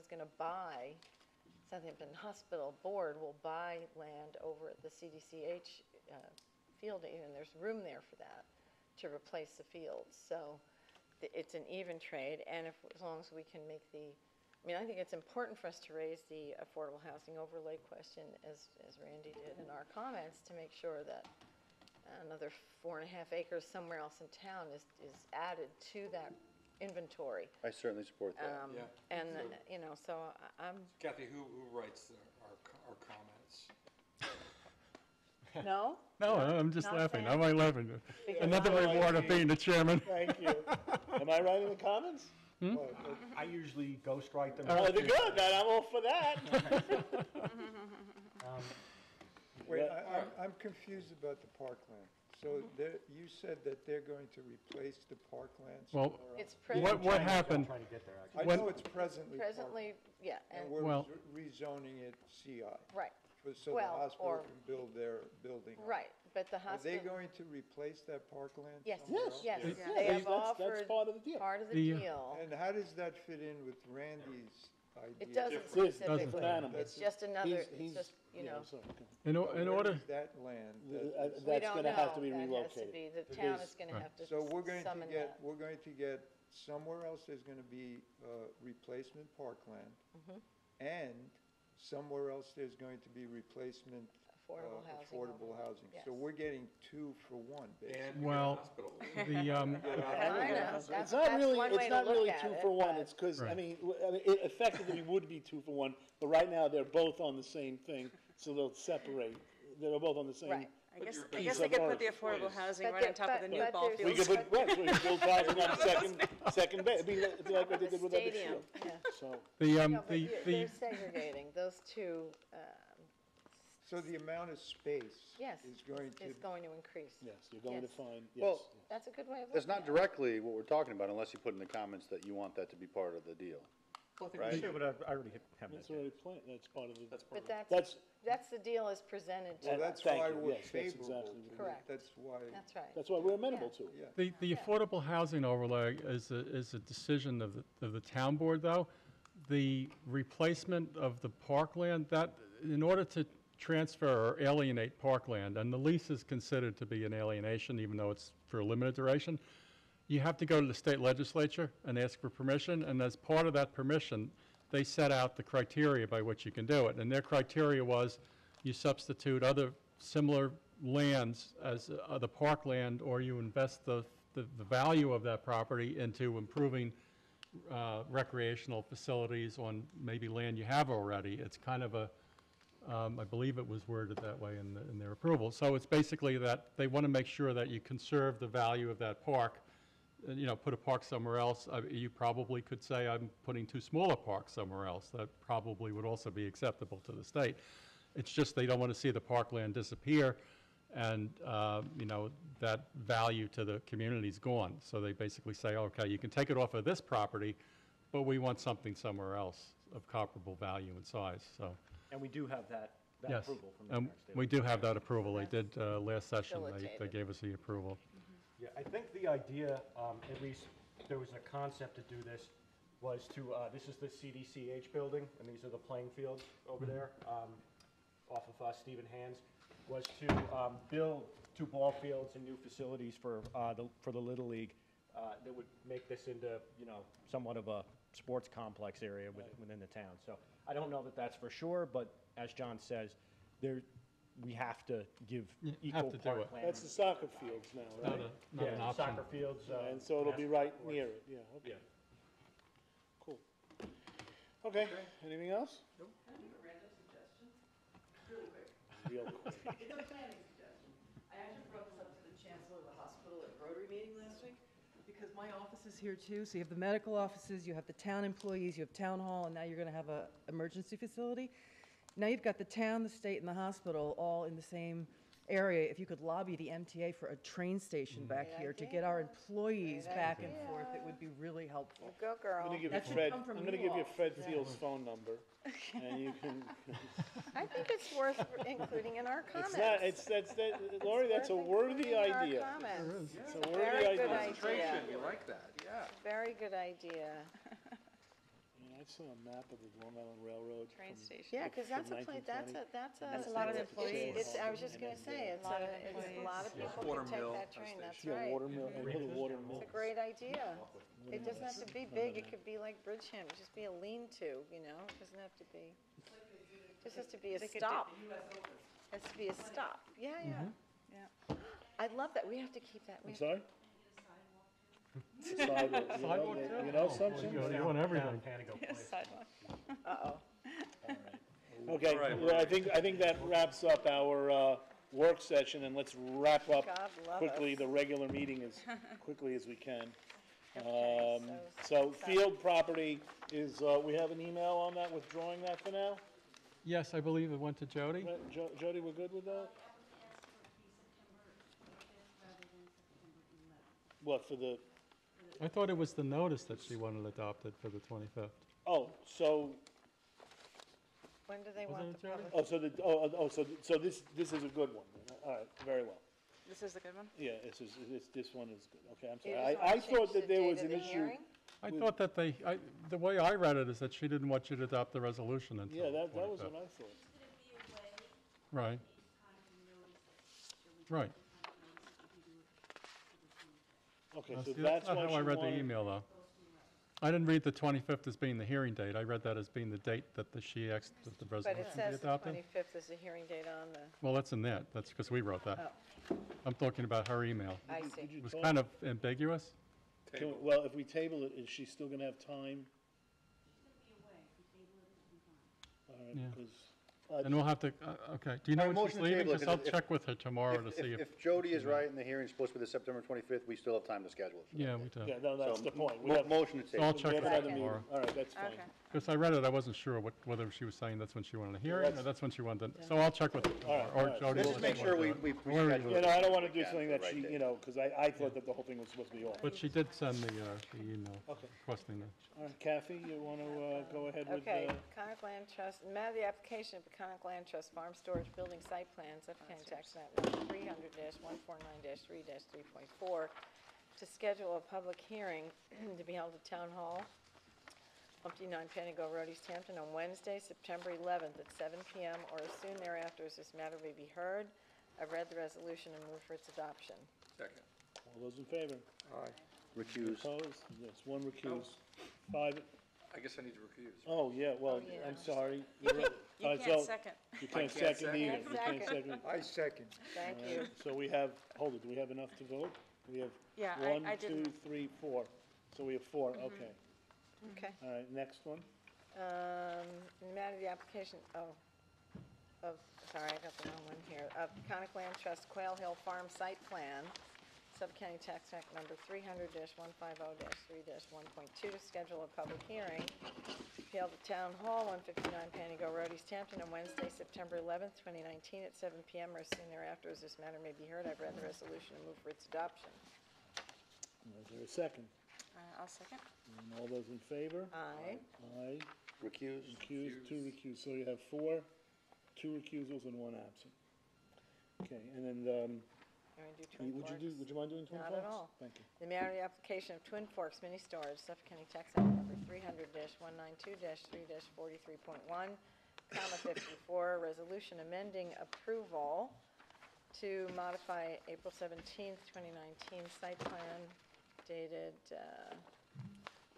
February 6th, 2019. So the modification is approved, is clarification and correction of the sizes of the buildings, and that's detailed here. I read the resolution and move for its adoption. Is there a second? Second. All those in favor? Third. Aye. Any opposed? Okay, and finally, the minutes. How about those minutes? How about Just beautiful. Beautiful minutes. Motion to approve? Second? And all those in favor? Aye. Any opposed? Motion to adjourn. Second? Here, here. All those in favor? Aye. We're adjourned. All right.